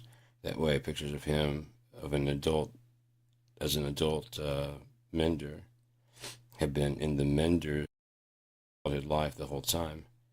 By being friends with the grandparents who died before the mender's real recollection, they get to hear stories of themselves by another name, or perhaps influencing the name of through the parents. This means that from the beginning, the mender has already been in his own life as far as time travel.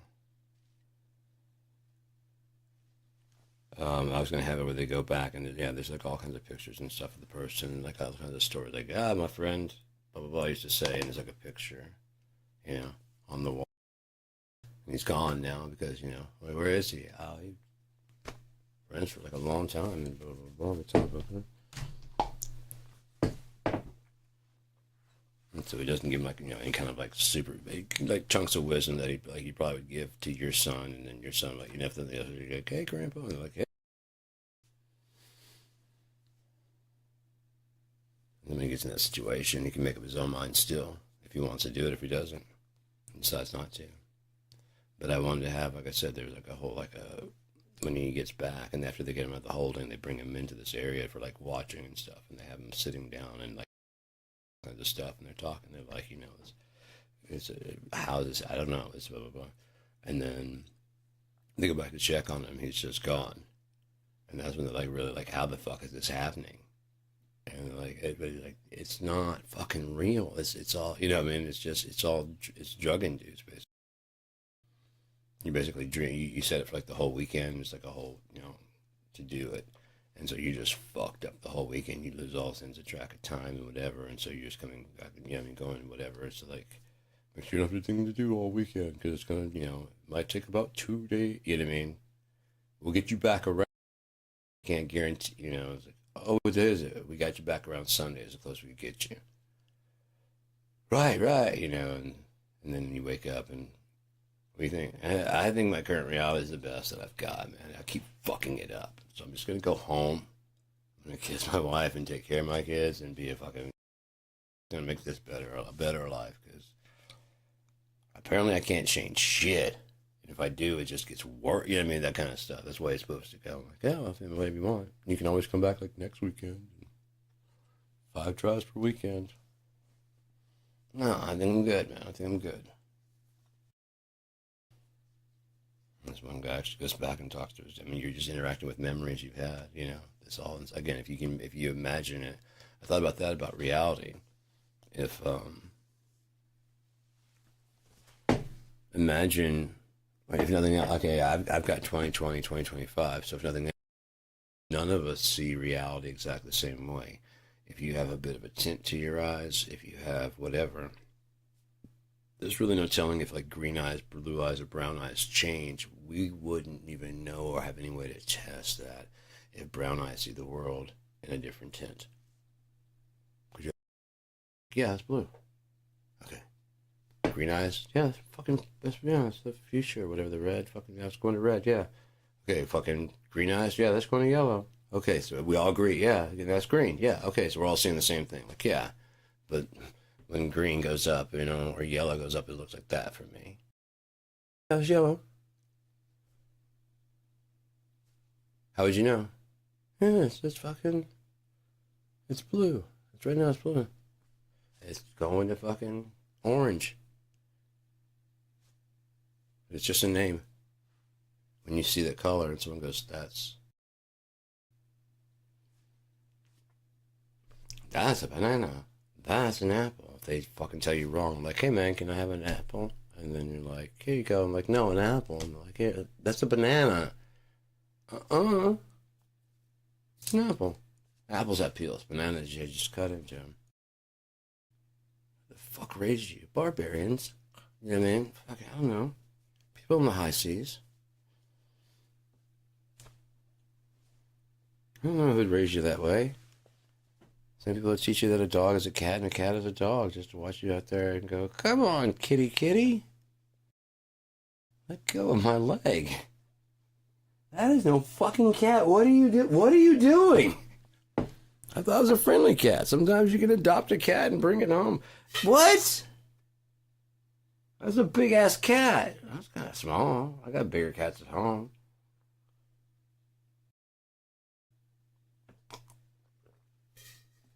Yeah, Dad's got a Dalmatian. And that's not a fucking cat. Yeah, it is. You know, that's what you believe the name is, and that's what it is. Believe the name of the Maya and the Inca, and not the Babylonian.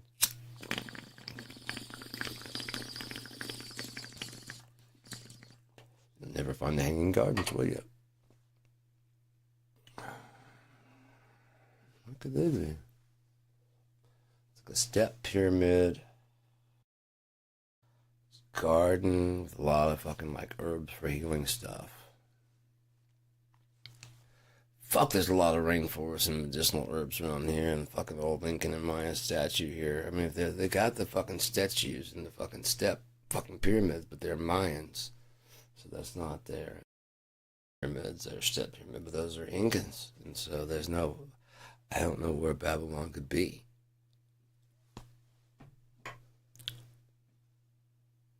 the sun is not a star.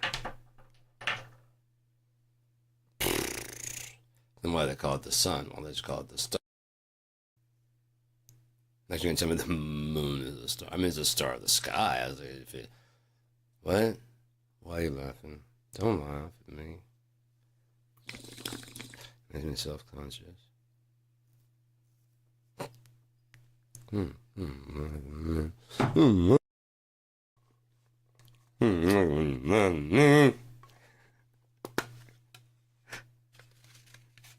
I'll tell you. I'll tell you when to laugh. You don't just laugh at me. I say that's why this. No, Leroy, I'm bilingual. There's a difference. It's a fucking great line.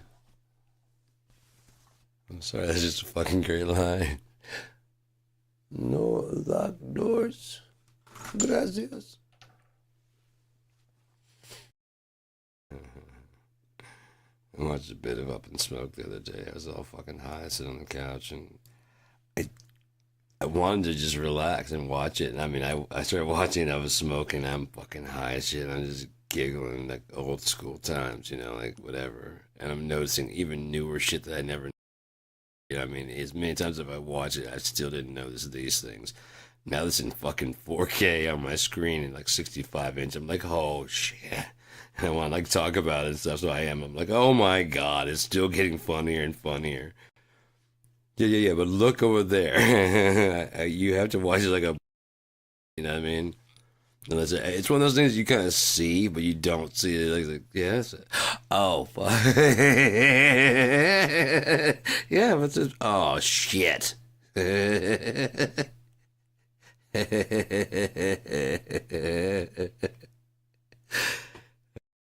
God, it's a fucking funny movie. I was going through it, and then like after a while, I was just kind of like, what's going on out there in the world? I guess the only thing I gotta really worry about, I know it's, I mean, it's gotta be coming. When? I don't know. As I've said, I expect to see something by April, but if I'm being honest, I expect something by Christmas.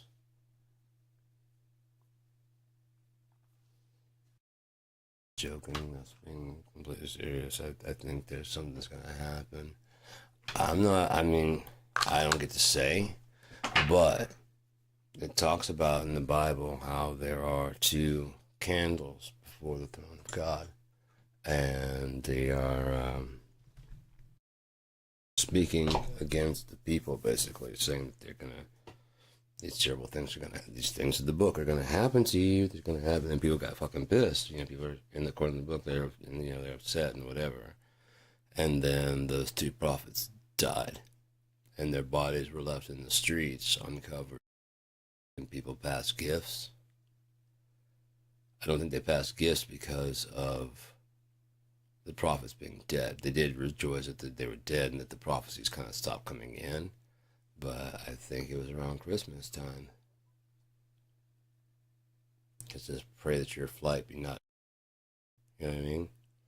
But after those 3 days of being dead and the people passing gifts and stuff, they were to rise, and people were astonished as they got up. And then God says, come up here, and they come up.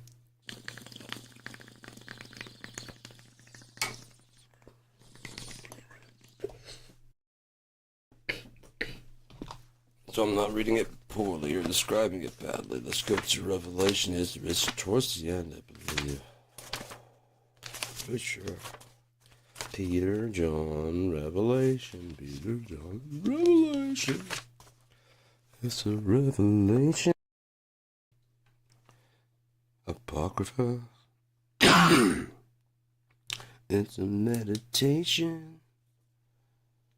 Yeah, brother. What the fuck's wrong? Alright, so we're looking for the two prophets of candles before the throne of God.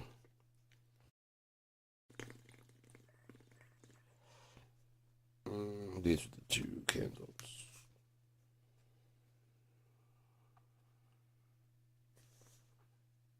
Mm,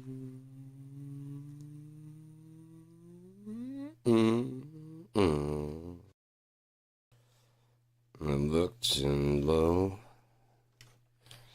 don't fall out of there. Bless. Alright, so let's get that shit adjusted so it's actually keep to the book. There, much better. Much better.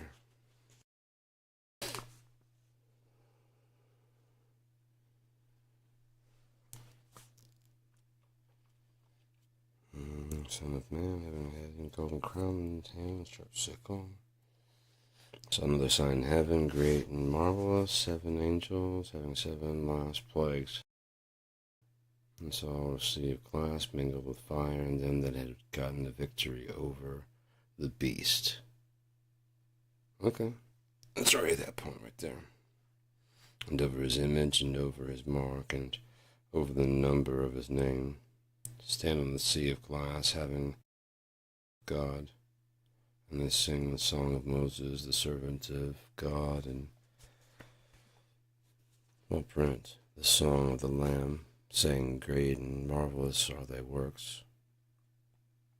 Lord God Almighty, just and true are thy ways, thou King of saints. Who shall fear thee, O Lord, and glorify thy name? Hear thee, no, it's fear. For thou only art holy. For all nations shall come and worship before thee, for thy judgments are made manifest. I believe that. It doesn't have to be so, florid about that, but I believe that all fucking countries are going to realize that all nations will realize there's one God. It makes things much simpler, again, if you just have like a set of rules and people just know it. There's nothing that's really like complex about that. You are, you just fuck off, you know what I mean? One, I'm real, and, you know what I mean? Two, I haven't needed you this whole time, have I? No. Then fuck off, would you? What would I need you to believe in me for? Anything? No. Maybe God, that would be a kind of a problem, but as far as anybody else, suck a dick. You know, I was asking, I just out in public, I asked about, my brother went kind of public with his atheism, and so I was sitting there, and I don't think I was on his page. I was like, I wonder if atheism is God's self-doubt being played out on the world stage. You know, because he thinks like, well, fuck, I mean, what if he suffers from imposter syndrome? We all do. Maybe that's in his image, you know? If we were to do that, then... Again, not having a governor on there, like, what if I'm a bad... Yeah, you are a bad person, you know what I mean? I knew it, you know? Give that, he could just squash and kill that at any point in time. Like, no, I'm not, you know? But I don't do that. But you did. Because here I am doing it. Like, shit, yeah, you're right. Although I'm a human over here, blah, blah, blah, blah, and the 400 years in the past. That's still your energy. Yeah, there's no energy that's not from God. There's none. So there was some church guys over here, those whatever. I asked them what their beliefs on. They kind of said something. I was like, that's interesting. He's like, why? What? Cause I told him I've got my own stuff. Like, what's your religion? I'm like, the devil's basically God's taking all the things he doesn't like about himself and purging them from, and basically like, okay, we don't need this, we don't need that, we don't need that, and it's basically all thing. It's a whole entity. He never gave it the ability to create. It's one thing the devil doesn't do. He might encourage, but never fucking gives the ability to create. You can't make anybody do anything. You can go, you know what you ought to do.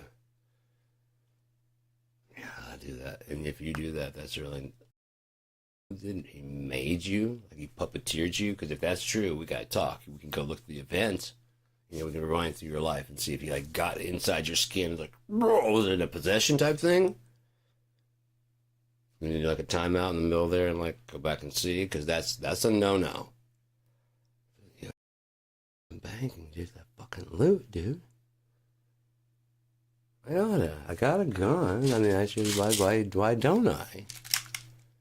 Oh, if I just pull it out right now, everybody will get fucking scared. Nobody's expecting this right now. Fuck it. On the ground. He did it, God. I know. I got away with it. No, you didn't. But, you know, just keep on going. It's just kind of fucked up how they sit there and talk about how, like, crime, black, all the urban, all the number of criminals not like as if the number of criminals in jail. Let's think about this: the number of criminals in jail, and how is crime still happening? Because you've locked up the criminals. It's just that bad that although they're 15% of the population, and you've locked up half of those, they're still committing crime. Are they the ones doing the school shootings? No. Are those guys going to jail for the lengths that the guy who, like a black jaywalker who resisted arrest? Well, he didn't have to resist. It was a jaywalk. Did you get fucked with? No. Did she get fucked with? No. We all were jaywalking, but for some reason, like, hey, come here. I gotta go to work like the rest of these fucking people. Man, come over here. Are you talking back? You resisting arrest? When under arrest? Not yet. Do you have anything in your pocket? Can I search them? No. Oh, yeah, you're guilty. We got a runner. You're running. I don't want you searching my pockets and fucking doing this to me. I thought if I could at least run, maybe I could get the fucking work before you fucking beat the shit out of me. We would have found you. We would have beat the shit out of you. Yeah, that's true.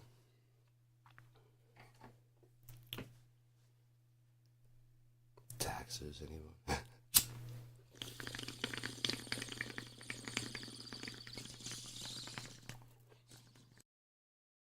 Only frontline workers have to work. Everybody else is only the fucking cheapest paid fucking people. They should have gone up to immediately. Because you weren't paying those other people. If you weren't paying all those other people, you should have bumped up all the other fucking money. Yeah. My parents did that. I was just doing fucking chores. Picked my brother slack. Also his fucking paycheck. They asked if I'd do it because he wasn't doing it. I said, fuck yeah. You're going to pay me the whole thing. You're not going to like try and condense, well, since you're 5 for him and 5 for you, and since there's 2 and then 1, we're just going to do that shit. No. It'll be 5 and 5. Yeah, I'll take his chores. I need the money. I've already got fucking habits to do, man. Alcohol and cigarettes. Give me the cash. Fuck you.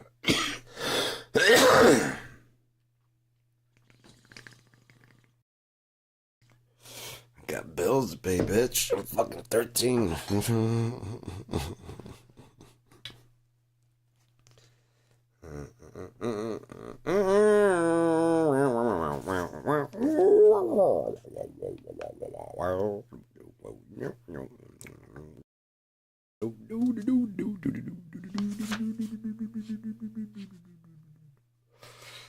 Yeah, this is a destruction. So we're not there yet. That's 18. So it must be before that.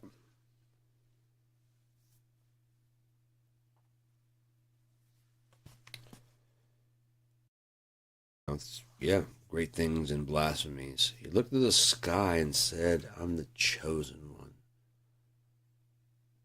He told everybody it's going to be like a miracle and COVID is going to be over in April of 2020.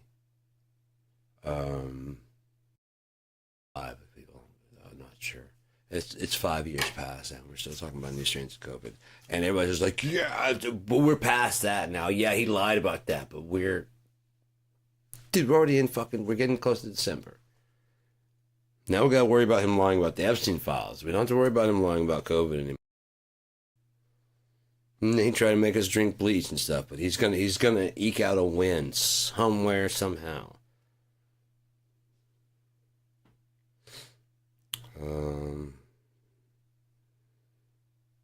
power was given unto him to continue 42 months. And he opened his mouth in blasphemy against God, to blaspheme his name and his tabernacle, and then them that dwell in heaven. And it was given unto him to make war with the saints and to overcome them. And power was over all kindreds and tongues and nations, and all that dwell upon the earth shall worship him whose names are not written in the book of life of the Lamb, slain from the foundation of the world. If any man have an ear, let him hear.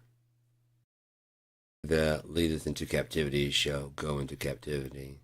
He that killeth by the sword must be killed by the sword. Here's the patience and the faith of the saints. And I beheld another beast coming up out of the earth. There it goes, better. And he had 2 horns like bleak as a dragon. And he exerciseth all power of the first beast before him, and causeth the earth and them which dwell in them to worship the first beast, whose deadly wound was healed. And he doeth great wonders, so that he come down from heaven on the earth in the sight of men, and deceiveth them that dwell on the earth by the means of those miracles which he had power to do in the sight of the beast, saying to them that dwell on the earth, that they should make an image to the beast which had a sword and did live. And he had power to give life unto the image of the beast, that the image of the beast should both speak and cause that as many as would not worship the image of the beast should be killed. I'm guessing it's going to be, as they said, moves and actually talks and stuff. They wouldn't understand versus a picture versus like a statue. It's like it's just not like they see a statue that looks like, you mean a sculpture or a robot version. You know what I mean, like an AI. They wouldn't understand that at all back in the past. They just see the person and something looks fucking very similar, and it's like whoa, because it's obviously made, like man-made. It might be like jagged or angular, like whatever. And it's not. It's an image, because they don't even say like a picture. It's not. They had it looking at it. So it's like they're looking at it and fixing it, and it's like fucking look like it, but not. Yeah, there's an image. Yeah, there's an image. Yeah, that's an image, and call it whatever their word for image. It was a fucking. I could see the fucking dude, but it wasn't them, and they made it like talk. It wasn't a fucking paint. Yeah. Okay, so the image, when fucking started speaking, I gave it power of an image.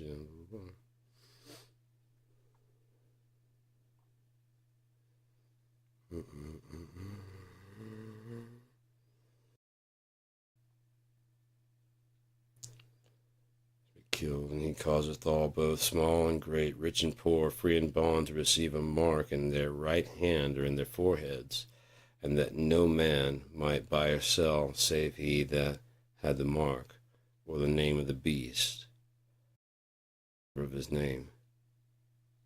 Here is wisdom. Let him that hath understanding count the number of the beast, for it is the number of a man, and his number is 666.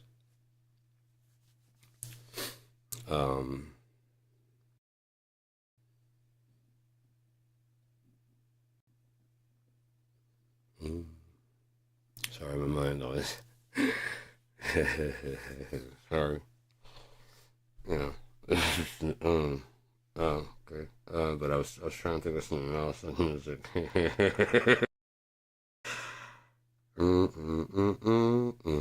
Alright, and I looked, and lo, a lamb stood on the Mount Sion, and with him and 144,000, having his father's name written on their foreheads. Candle part. Maybe before that, let me see.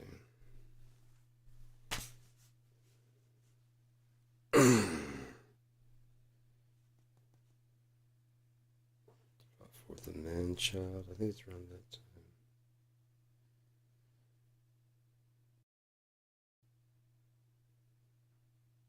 Okay, there's about the fucking insects.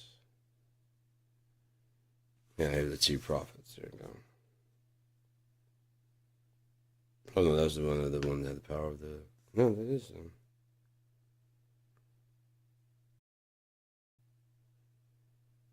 Okay.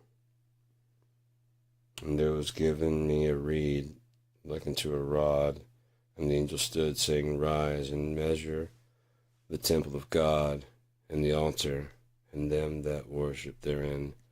But the court which is with leave out.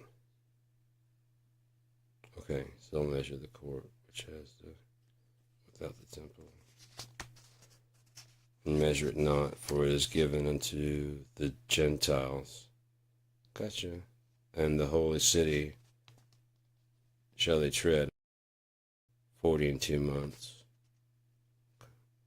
And they will give power unto my two witnesses, and they shall prophesy 1,260 days, clothed in sackcloth. These are the two olive trees and the two candlesticks standing before the earth. And if any man will hurt them, fire proceedeth out of their mouth, and devoureth their enemies. And if any man will hurt them, he must in this manner be killed. These have power to shut heaven, that it rain not in the days of their prophecy, and have power to turn them to blood, and to smite the earth with all plagues, as often as they will. And when they shall have finished their testimony, the beast that ascendeth out of the bottomless pit shall make war against them, and shall overcome them and kill them, and their dead bodies shall to the great city, which spiritually is called Sodom and Egypt. Okay, which spiritually is called Sodom and Egypt, where our Lord was crucified, and they, the people and kindreds and tongues and nations, shall see their dead bodies 3 days and a half, and shall not suffer their dead bodies be put in graves. And they that dwell upon the earth shall rejoice over them and make merry, and shall send gifts to one another, because these two prophets tormented them that dwell. And after 3 days and a half, the Spirit of life from God entered into them, and they stood upon their feet, and great fear fell upon them which saw them. And they heard a great voice from heaven saying unto them, Come up hither. And they ascended upon in a cloud, and their enemies beheld them. In the same hour was there a great earthquake, and the 10th part of the city fell. And in the earthquake were slain men 7,000, and the remnant were affrighted. And the God of heaven. The second was okay. So they're witnesses for the God of earth. Interesting. And so for the God of heaven. So like Yeshua, the God of earth. Something to think about. It'd be interesting, wouldn't it? It said Jesus is Lord. Yeah, you can't get to heaven except through God. I mean, except through Jesus. Does that make sense? Yeah, you don't live in this planet. That's my dad. I'm the. There is like literally a hole behind me. That's the only way to get through. And I ain't letting you through. I'll kill you. People have tried that. You know, we've done that. Want the water to wine your ass? Or you just want to turn around?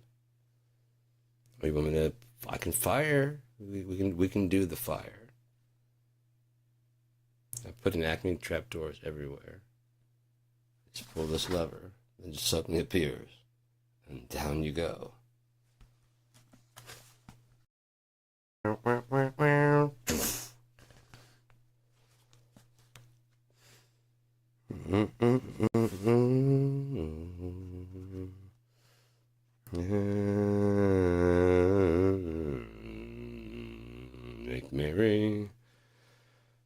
In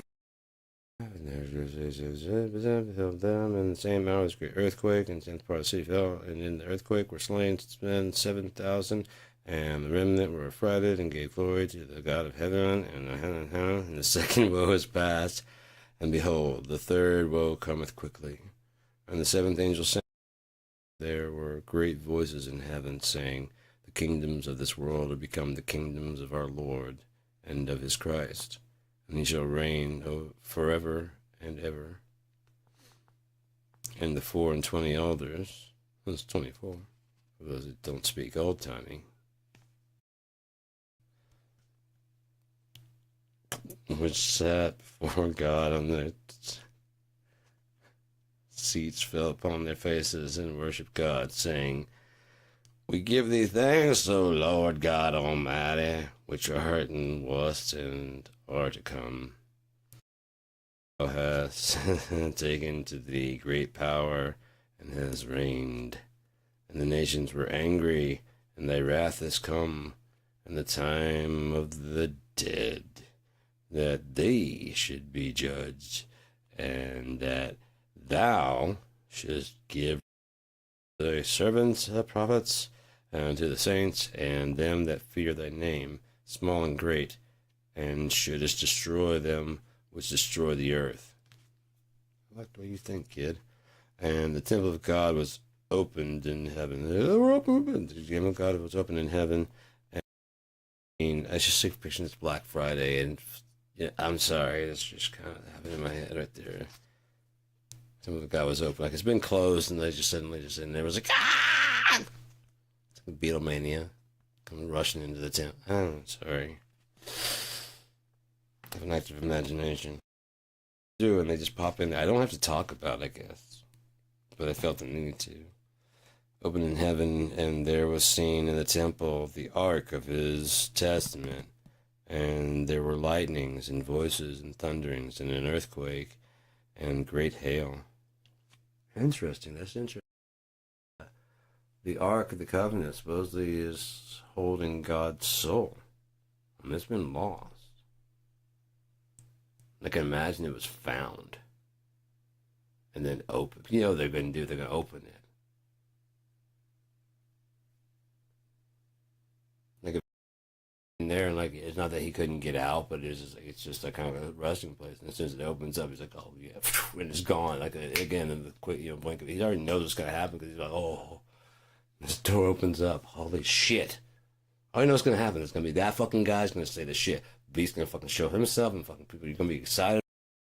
Hey, and they're gonna shake hands. The fucking thing's gonna be going. And there's a guy, and then 1 hour after that, showtime. Just open the box. That's all I'm waiting for is for you to open the fucking box. I already know what I'm gonna do. Just open the fucking box.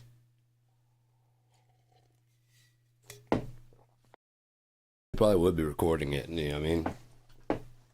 Ladies and gentlemen, we found the Ark of the Covenant. We go live to, Egypt. Oh, yeah, I did Sodom and Egypt. Live to Egypt. It was held in, someone was saying, Edgar Cayce, he said it was under the Sphinx's left paw. There were chambers underneath there. And people were like, and then they did it's like sonar. And there are actually chambers underneath the Sphinx's paws.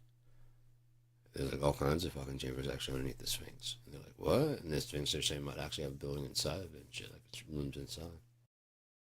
I don't know. I mean, I don't know. I've never been inside the Sphinx. I've never been outside the Sphinx. I don't know.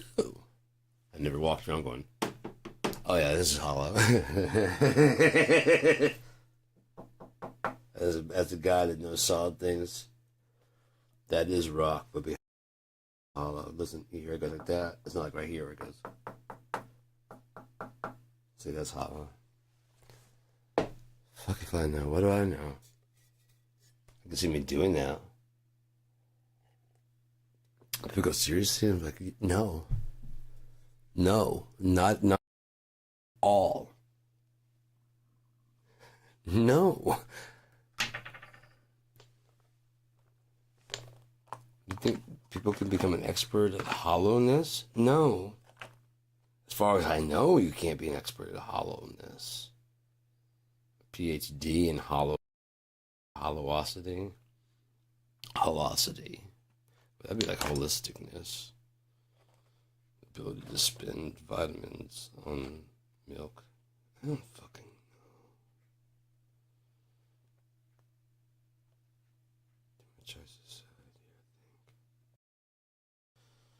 know. It was always great to catch someone in a Freudian in our dorm. Society, man. And everybody's like, oh my god, because they usually didn't put it, like, they don't necessarily put it together. Not anybody else, not everybody catches it at the same time, but if we all do, everybody's just in consensus. I mean, too much high society. I mean, so. Too much high society. Everybody puts it together like, I'm not like that, man. Mm-hmm.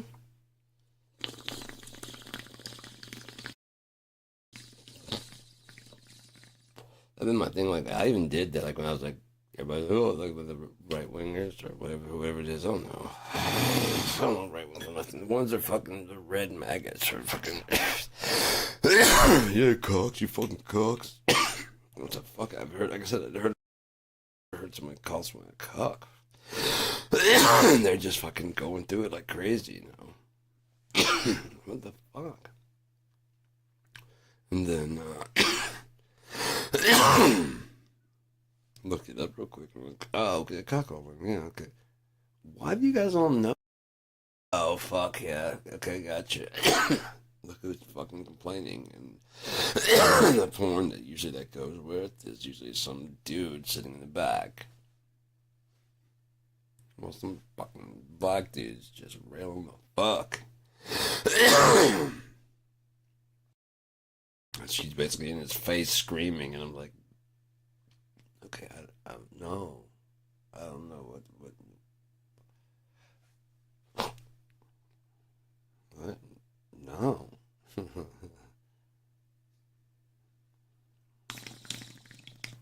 You didn't. No. What's wrong with you, man? Have a little dignity. Go find somebody. I mean, jeez. Not for this one. So what? They're all. You've talked to every. No, but that takes a while. Yeah. If it doesn't take it, if it's easy to. Why you're sitting over there is because you take an easy road. That's the easy road. Is that no? It's just it's fucking your ego all up. Yeah, didn't work. Now you're too late.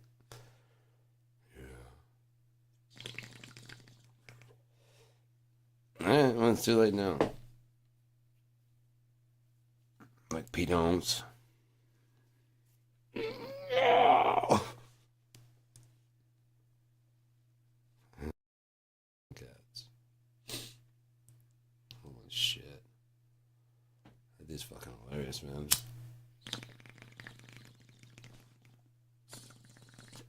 Oh, that was a waste. I didn't think it was that much. I thought I just poured it in there. Uncarbed it. I kind of want to play video games now. I'm trying to figure out which one I want to start over, and I'm kind of settling on Far Cry Primal. I wish I had it's a perfect one for co-op. There's a female character in there. I don't know why they don't re-release it and allow for co-op, and then maybe like have some extra missions that only, that she can go on. Like maybe there's like a way through the thing, the hill. And it pops on the other side. And she has to do a similar thing of recruiting people. I think that'd be cool. Like, he tries to get through the crack, and he can't. By the way, he's like, oh, and she's like through the other side. Came with the spear. You already did that side. Now you tend to home. You tend the house. I'll bring people back. Slowly but surely, you kind of work your way so it opens up and kind of a nest thing over there like you do, so you just open it up and let it so people can go through the thing.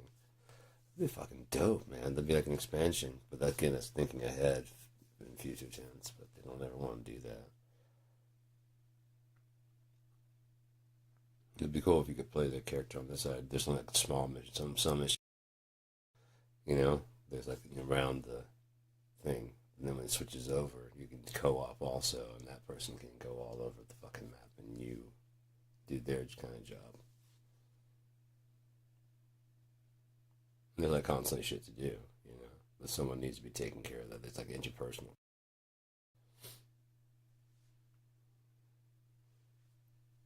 You can befriend the animals too, but for different shit, you know.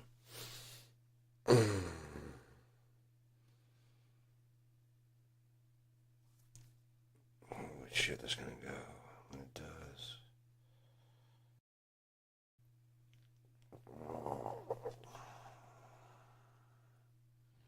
God, I hope there's a pack of fucking LSD just crammed inside that fucking costume or whatever it is. It's like going. This drippy. It's like a phantom, kind of like almost like a wet. It's fucking weird. It like kind of crunches back down like I extended. And so let it go. It's just gonna. His hair just. I'm guessing the vision's gonna go pop. I'm like, yeah, there you go. And the nerves will probably, instead of being like, you know, they're gonna open back up instead of being like, they're like, oh, I can. Oh, fuck, squish. You know, deteriorates back. Okay, yeah, just leave it like the and squish it. Hurts. That's probably what it's doing. As soon as, like, oh, there we go. We can. Especially blood started flowing in there. That's probably what that little drippy kind of feel is. It squishes it out of whatever's in there.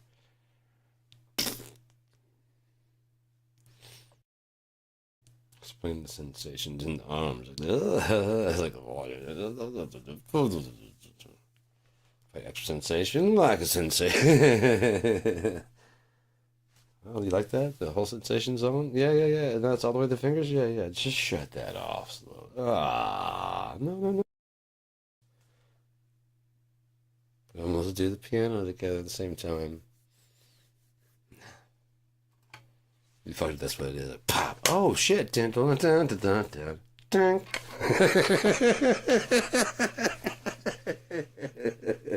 Finally. Supposed to happen at all. Oh, that's good. It wasn't broadcasting. Sweet. Mommy can't buy me love. I can't buy me love. I don't know what the fuck is wrong with me. But I don't change a thing. 'Cause even when I change a boo, I think about orangutans too. And I miss you, baby. I don't know. What kid is that? On DW.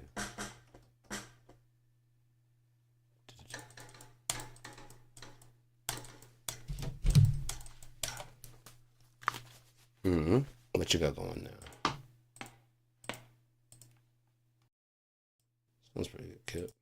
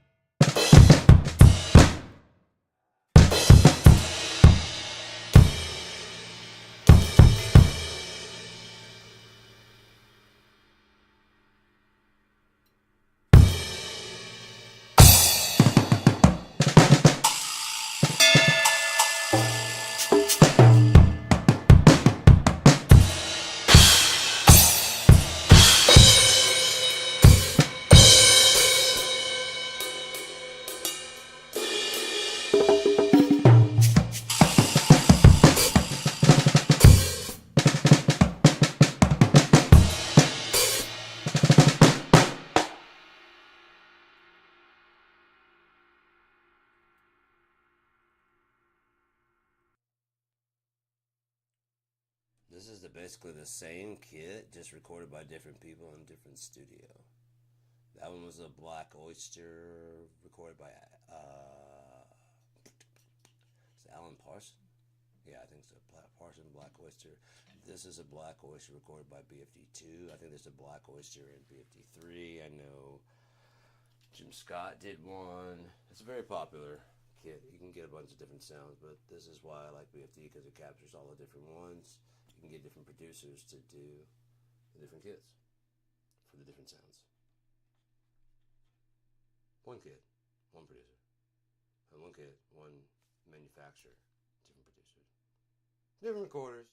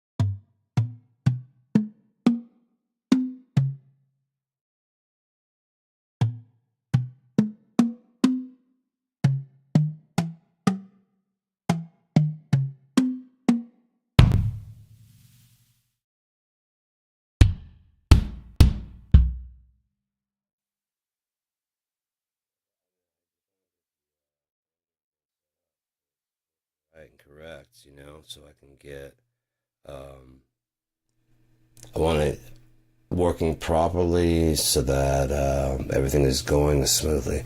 I haven't tried installing BFD 3.5. I might sign out here and say, how long would 3 hours and 47 minutes. I'm going to go ahead in about 15 minutes or 30 minutes. I'll sign out here and try and install 3.5, and I can always roll back. And I have the old version, so they can't do it where they can lock me out. I have the old versions. And nothing else, I can probably find an old hack. I can even show the emails where they encourage me to find an old hacked version and use that. So, any illegal dispute is not going to go well for for them at all. Ah, God damn it. Why can't you guys just actually pretend to care? For fuck's sake, you could have fought off some of it, maybe. But Jesus Christ, just why don't you go die in a ditch somewhere, Sean? That's the best plan for you after 20 years of choosing this company that we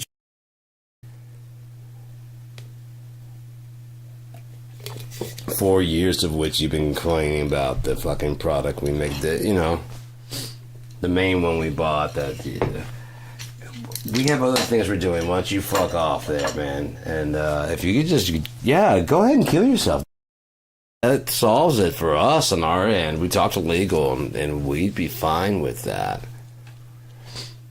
Yeah, legal agrees that'd be minimal. I mean, your life was so bad that you lost a program, and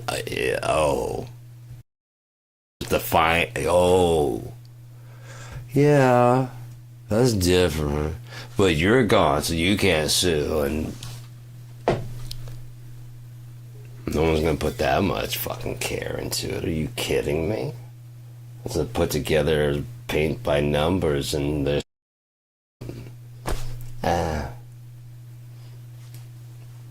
this is why you shouldn't do this. Had at least 10 more years to live for. Why would you end it now?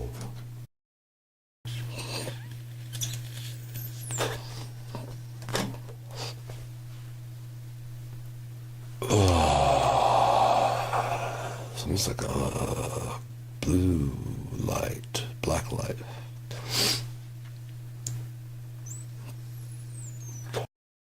A finger or a thumb, burr. I guess it's the same kind of color as my hand is. Got the M.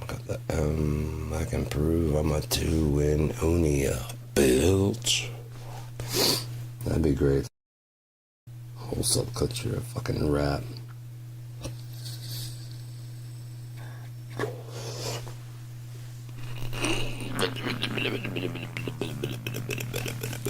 The other thing also with this mine's a new IP, so there's no elves coming, there's nothing right now. And I haven't given a description of skin color or anything like that. I think the high elves maybe, but because that's they were what the elves were, and the humans, I have all reasons why, because the first batch of humans that came over to Unia, the first humans that came to Unia and settled the original Argus as it was, and started settling out in the woods and shit, but mainly in Argus, where they're making a bigger and bigger city, and some other bigger. And the elves came around, and there was normal, interaction. So, the first generation of interaction is they're not that bad, blah, blah, blah. And they, some kids were born, some half-elves, and basically the humans what the fuck, you're sleeping with one of those, they're kind of outcasts and shit. And so, the kids got some traits of human, and the humans, and the elves are oh shit, you guys are all pretty fucked up. I mean, even though the ones that are kind of accepting, their family members may be fucked up, or their village may be fucked up. Or the family members are yeah, but when you get the fuck out. It doesn't matter if the family members are like, we're not going there. Like, they are. You know what I mean? I didn't say you guys, those two. The woman and the kid, or the guy and the half fucking mixed thing. They're going away. Send them to market or something one time without dare you, that kind of shit, you know? And, so, yeah. Then they get back to Creed and they're kind of like, we told you. We told you not to fucking, like, it's already done. Like, yeah, but we never fell. You know, Highborn. We never fell. We never mix with those fuckers. When we learn our lesson, but we've already gonna have red hair and shit. Oh, can we, man, you guys live over there. You know? We're gonna go to Vaja. We're gonna teach them some shit, because you guys obviously don't know what the fuck you're doing. We can boy and not mix. And show them how to live. Okay, that did not work at all. They got the wrong message out of that. And I just think that, yeah. Okay, here they come. Yay. Oh, now they have fire. That's good. Way to go, guys. People are like, at least we didn't teach them fucking fire and, you know, healing. We did teach them healing, but we didn't teach them fire. They can control fire. And they're not fighting about skin color or hair color or eye color like us. They're all fighting. We didn't come to fight anybody. We're just trying to tell you, you guys are just doing it kind of wrong, and you're kind of like chopping a whole lot of woods, and I don't know, they sound fucking weird. I can hear like every other word. So, okay, we're gonna go back to Argus, you know, and that's what this was. Not a melting pot at all. Gold mining town. I didn't even cross the river. That was just a Resson River, much less the Thames Mall. That's what I love. I've got so much up here like written, and so much up here just memorized. And if anybody had any questions about stuff, either if I didn't have it, I'd probably like, I don't know. I never thought about that, you know? That'd be really cool. I don't know. I never thought about that. I can give you thinking of, but I mean, it'd be cool to help, like, something like balance it, like, tell me what you think about it, since you thought about it. Let me see what you think about this answer. I would love that kind of shit, because one, that means someone's actually reading it, and that'd be fucking great, because you're not just wasting your time just writing stuff that no one's paying attention to. And it's fucking cool by me. I don't give a fuck. I'm not looking to be like, you know, take over the world, nothing. Like I said, when I was younger, I had that kind of fucking mentality. But as I even got to like 18 and 20, I was just like, fuck that, dude. I was like, no fucking way. Like, again, I was probably like 13 to 14 when I was just first starting out. I'm like, yeah. And then I'm sitting there playing, like, I can't make money at this, I'm living at this. If, you know, at 14, 15, 16, 17, I can make money, I can make a living at this. And by the time, like, 18 and whatever, I'm going to college, I'm like, I'm fucking mad. Together, I hold my guitar weird, go together, whatever it is. Whatever it is. You and me against the world.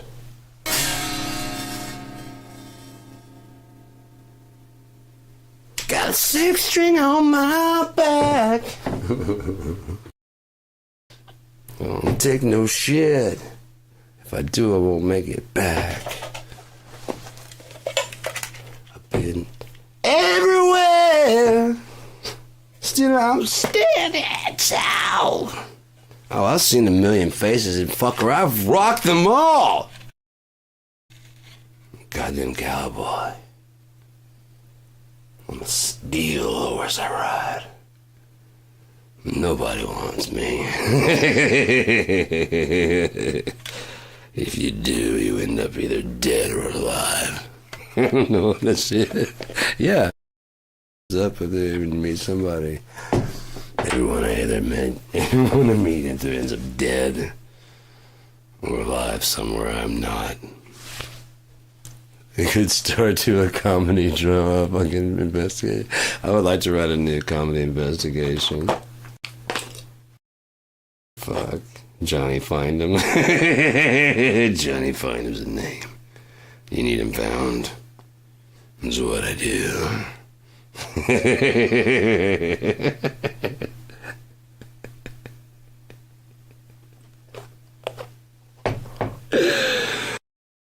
Oh, fuck. That make me laugh. I don't give a shit. I probably would be like in a theater after I make the movie. They'd be like, I'm just dying laughing. And then no one's laughing at all. It's like, it's like studio, like, see, I told you. I'm like, oh, I told you that. I told you they wouldn't. It's for me. I told you to make me laugh. I don't know why you approve this. I told you when you said no one's gonna laugh at that. I was like, I know. And I was so busy laughing. I guess you thought I said they'll laugh if I get no. Oh, I said it'd be the same if we made the. They're just cracking up and no one else be laughing. But that's my sense of humor, man. I crushed your head. I really didn't get the brilliance of Kids in the Hall.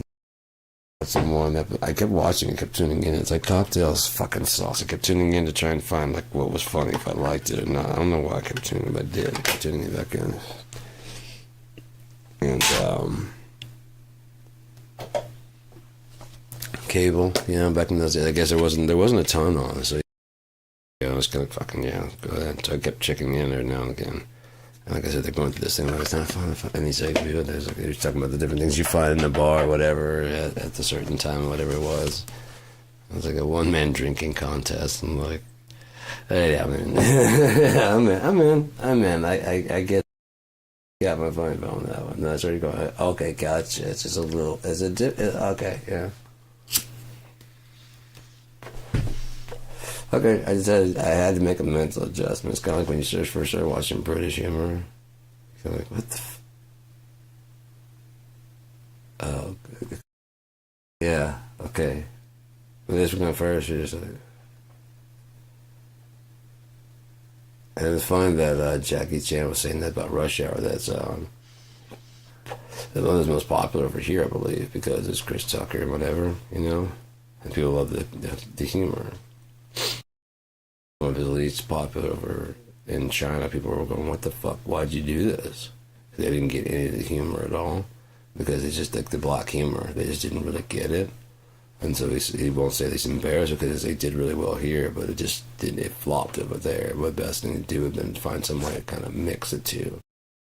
Like work with Chris Tucker. Like, would this be funny? A funny twist on it. Would you get? Would black comedy because you're a black guy and a black comedian. We need to appeal to both. Like during the writing, instead of just like letting whoever. Just like I said, he's a comedian, so work with him and Jackie.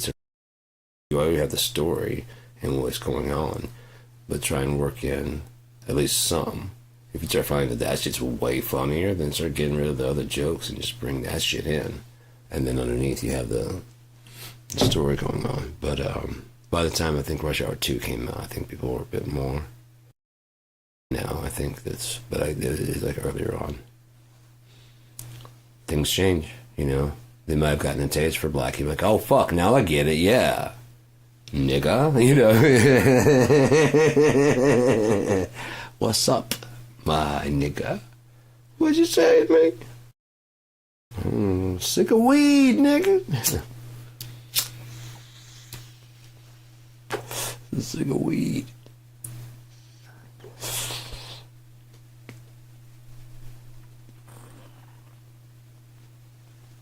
Get all your polybeptides for the evening.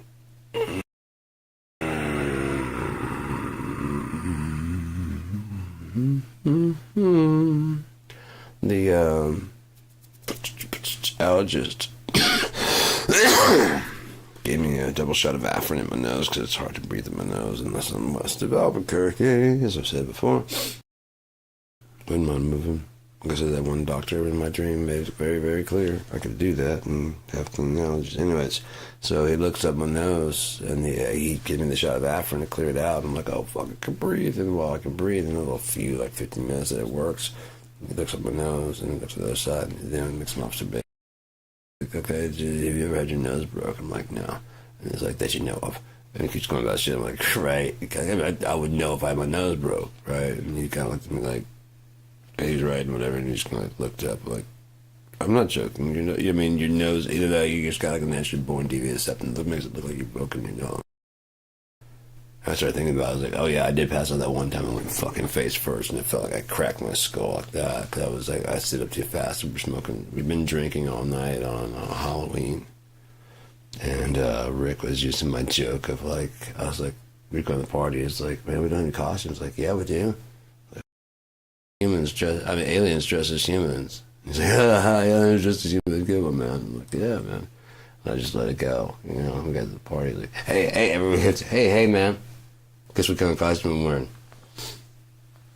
Of course, he's Hispanic, so he says, hey, and people are like, yeah, you. Go, you know, whatever. But so we went to one of his friends' house after the party because there's like some fucking. Are you familiar with Jungle Juice? They just make a bunch of shit like a party fucking canteen, fucking just make a big trash can of like fruit and alcohol. So we were drinking that shit and we were nice and fucked up. 97, 98. And we go to his friend's house and they're passing around joints and fucking all this shit. Comes the bong and we're hitting on that shit. And then like I just got finished hitting and I was like, I passed it over and I was like, where's the bathroom? And they're like, yeah, over there. I'm like, okay, cool. And like I stood up and I made it to the door and I was like, I don't remember anything else besides like waking up on the fucking bathroom floor. Like my head is just fucking hurting. And I'm like glued to the fucking floor. I'm just like, oh, fuck. And eventually I kind of like pushed myself up off the fucking floor. What angle? I thought I was standing up, of course. Last I remember, I was standing up, and I thought I could hit the door, you know, like I went through it, like it fucking knocked me. That's the last thing I mean, that's what it seemed like. I was walking forward, and door. Fuck! What the fuck happened? And I was just out for a second, and I was like, so I thought, no. Looking around, like, okay, got my orientation. Okay, and I stand up, and I was like, what the fuck? Like, there he is. I'm like, how long's I out? I'm like, a couple minutes. None of them have moved from any position at all. What the fuck happened? Like, I don't know, you're getting to go to the bathroom and all of a sudden, like, you know, right as you get into the door, you just fucking face down. I'm like, I want to be like, no, nobody did nothing. Wow, I figured you get up at some point in time. John, you alright? Is he breathing? Yeah. So anyways, so that happens. I don't know, that's the first time I've seen him do that. But yeah, no. It happens. So yeah, I get up and I was like walking around, I was like kind of looking, I use the bathroom of course, and I like, whoa, there, I was coming back to the circle where everybody's sitting at, and I just kind of like, I'm gonna go home, man. I'm gonna go home. Like, yeah, you sure? I'm like, yeah, I'm gonna go home. He was like, I'm gonna because I'm not going there. I'm like, yeah. That's fine. I'm leaving now, man. All right, man. We'll be. Yeah, sure. Whatever, dude. I'm not dating. You know. Got the front door. And home, and it just felt like I had this crack, like through my fucking face. And I went home. I was sitting there. I was like, should I go to the hospital? I'm like, I don't have hospital fucking money. No, I don't. I mean, I'm supposed to go to sleep. I mean, what if I do have a crack and there's like a concussion or anything like that? I might just pass. Fucking great. What? Night night, buddy. See you tomorrow. Or don't. You don't like it here anyway. I'm like, no, I don't. I'm like, yeah, okay, cool. I just went to sleep. Might be why I have that kind of headset fucked up right there. Maybe those guys jumping me. I don't even know. Yeah.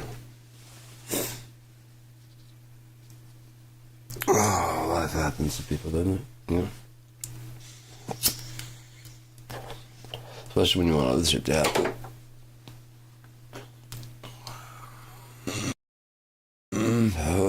You know, I was just thinking about like if I could actually go to and like live in India, like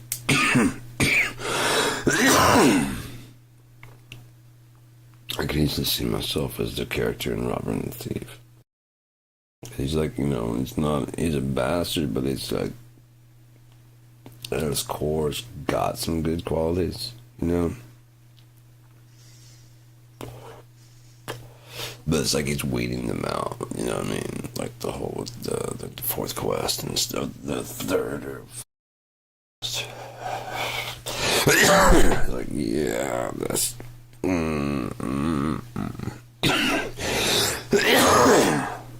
Okay, alright. Alrighty.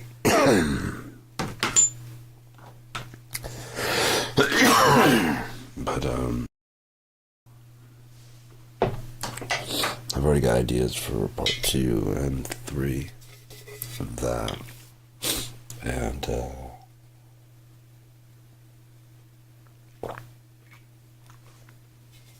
constantly have, Unia Tales. Oh shit, I could read, The Last Night.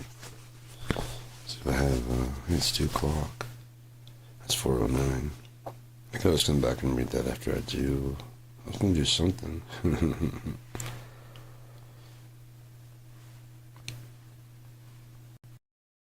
don't remember what it is. I'll go do it.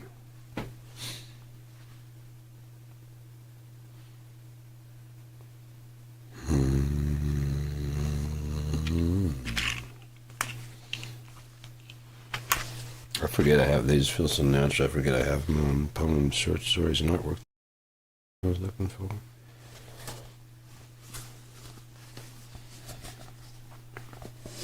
It's crazy when that happens. I don't have the E in that note, but I want to. I wish I did. I have the E.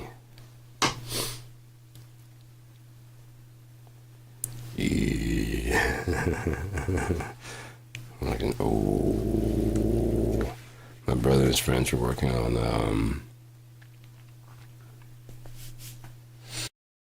a monk. There's a type of monk.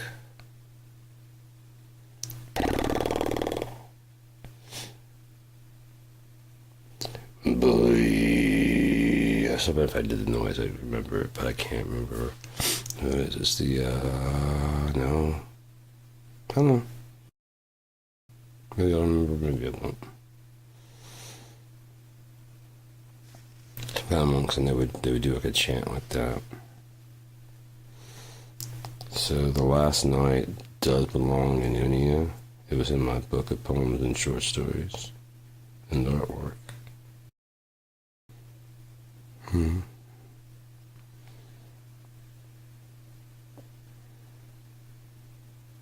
I wrote that in middle school. It wasn't set in India. It was just set, and you know, just look at the night thing was set up, and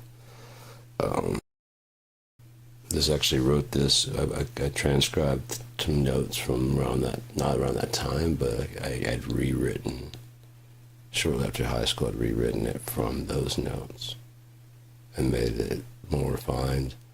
And then I didn't have the first like page of it, but I know how the first part. But the last part I could take straight from the notes I had and expound upon them and make them better. So yeah, I can read it, I guess. What's a film?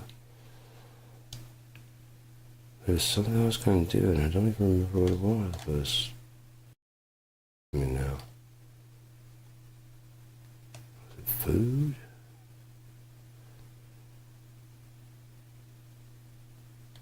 I want to do one of those, you know, if it's important, I'll remember it, but for some reason it's just kicking on me. It won't leave me alone.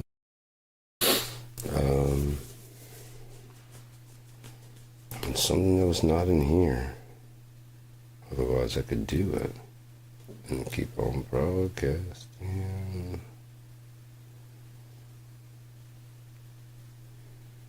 I'm just gonna catch my news and shit. I don't It's 2 o'clock. Let's keep going. Last night.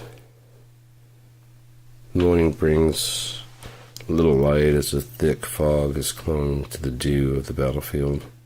The sounds of swordplay are faintly heard. The dying. The number of soldiers is dwindling. Maybe 3 still remain of King Bremian's army, but with one final blow, none are left of the Venturians. The only thing left to do now is to tend any wound, then mount up, return to the king, tell him the terrible news. Vanks, the remaining company's leader, pulls a sword from the final Venturi's leather armor, which stood no chance against such a blade. Trell was bleeding, but worse before. He and Vanks trained and have fought together numerous times, and never has there ever been so much bloodshed. Wenton was new to the troop. While showing no signs of damage to his metal plating, the war was definitely taking his toll on him. Placid face, the sweat, and slowly relieving fear. He had fought well for his first battle beside these 2 elites, but no one was going to congratulate anyone. That's not what they do. What they did do was gather their belongings, mount without so much as a word to each other. As they left the battlefield, Vanks spotted a few Venturian bodies in the bushes, dead and bloating. Their veins had turned a purple hue and were beginning to bulge and peel, so much so that it looked like they may burst.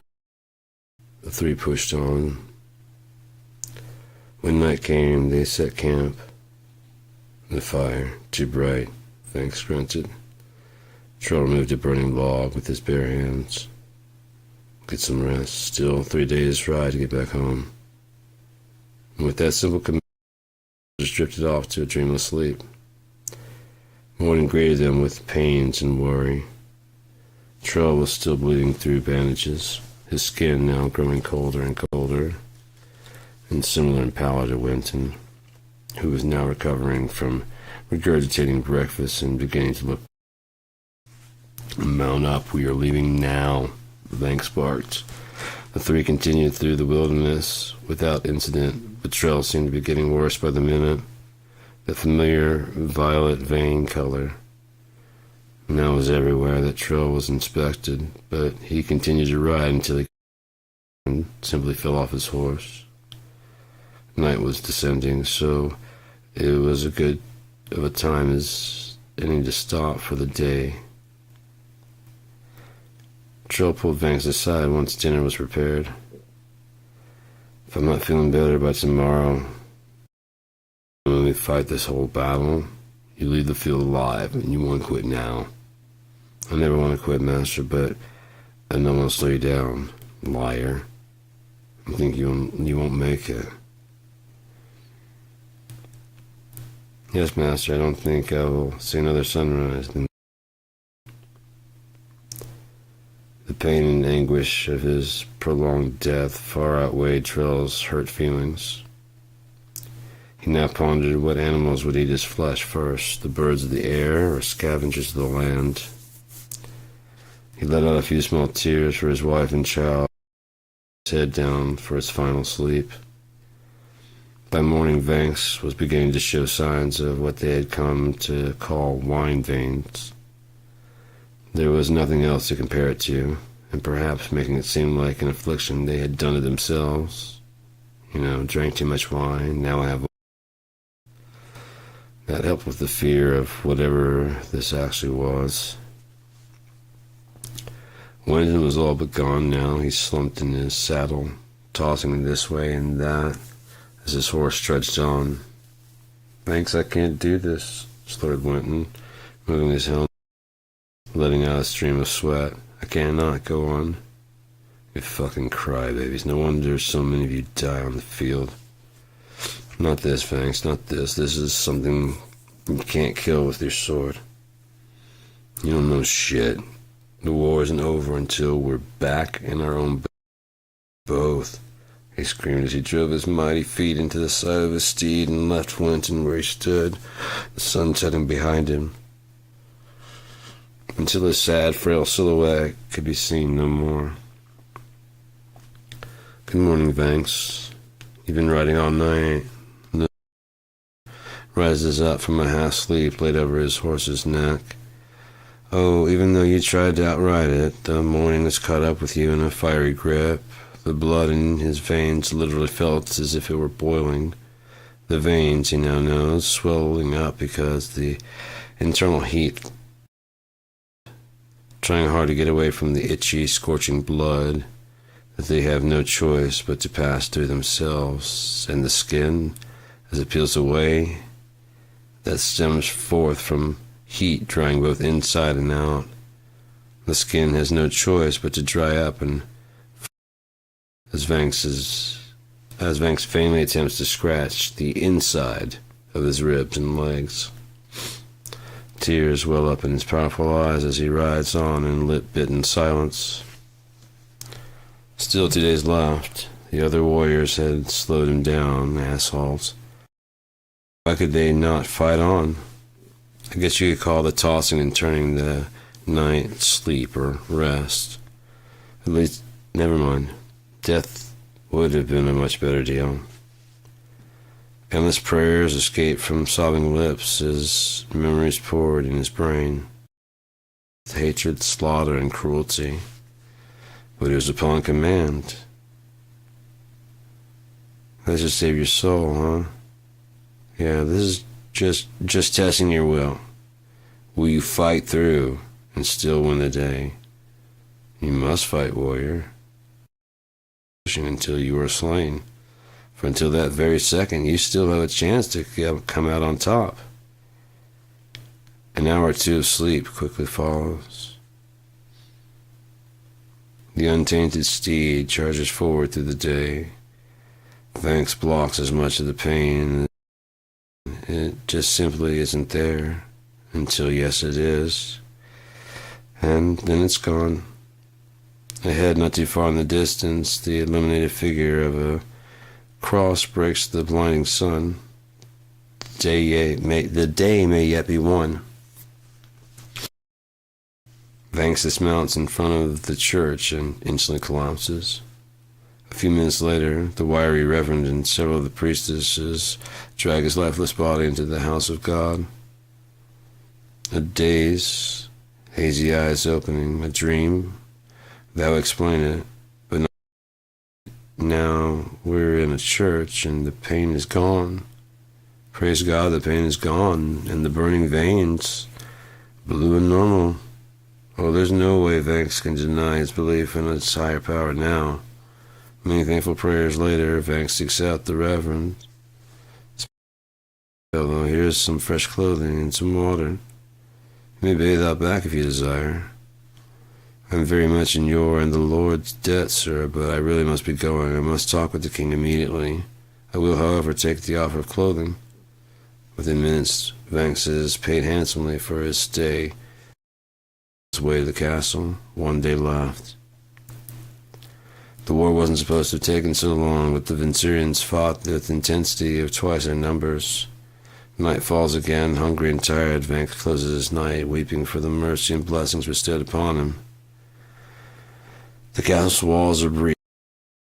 No guards to stop him as he goes straight to the throne room. No guards, yes. All men with training were called for this war. The biggest war in history of this world.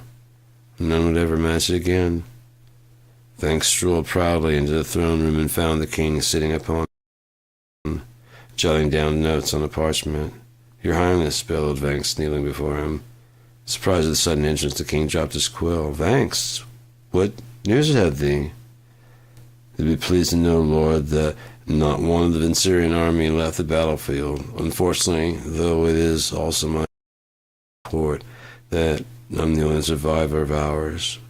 I can begin training our new army as soon as you request. Indeed, well, Vanks, I really must inform you, groaned the king, rising from his throne, slitting the warrior's throat with a dagger from his belt and throwing Vanks to the floor. rolls the bleeding man over to look him in the eyes. The other kings and I got together some time ago and decided the only way to have a lasting peace between our kingdoms would be to destroy our armies, so we poisoned the rations with the rare and very deadly disease. With that said, the dagger deep into Vanx's normally armored body, just below the rib cage, and once in the heart, for good measure. I am sorry, Vanx, echoed as the darkness closed in. A fighter of such magnitude as yourself really should have died in combat. The end. I got accused of stealing in middle school.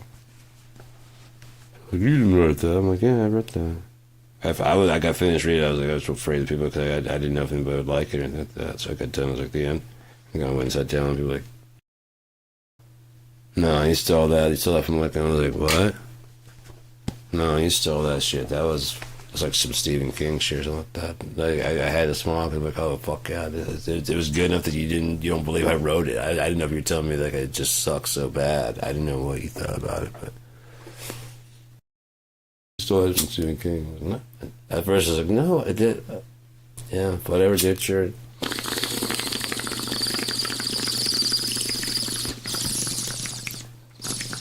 Maybe I could write for a living. I didn't think about that.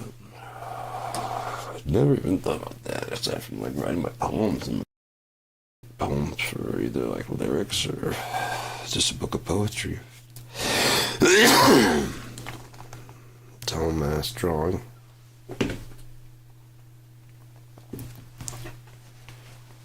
Want that on a shirt.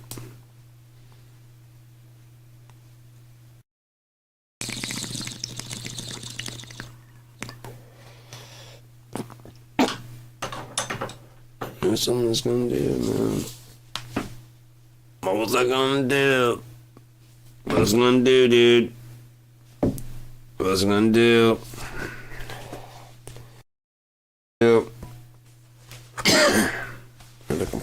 Almost like I got a text message or something, but no, my phone's zero shit from that one up there.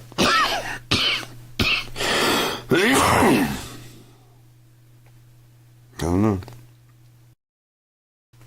We're gonna do something, so I'm gonna go ahead and head out real quick, and it's only 4 hours and 30 minutes today, so I'm head out. Take it easy if it's easy. Kick it a little bit until it gets a little rough and tender, then take it home. Alright. That's the whole thing we do in bars, like when we get to bars. Take it easy, man. It's easy, take it home. Stupid thing guys say to guys, you know?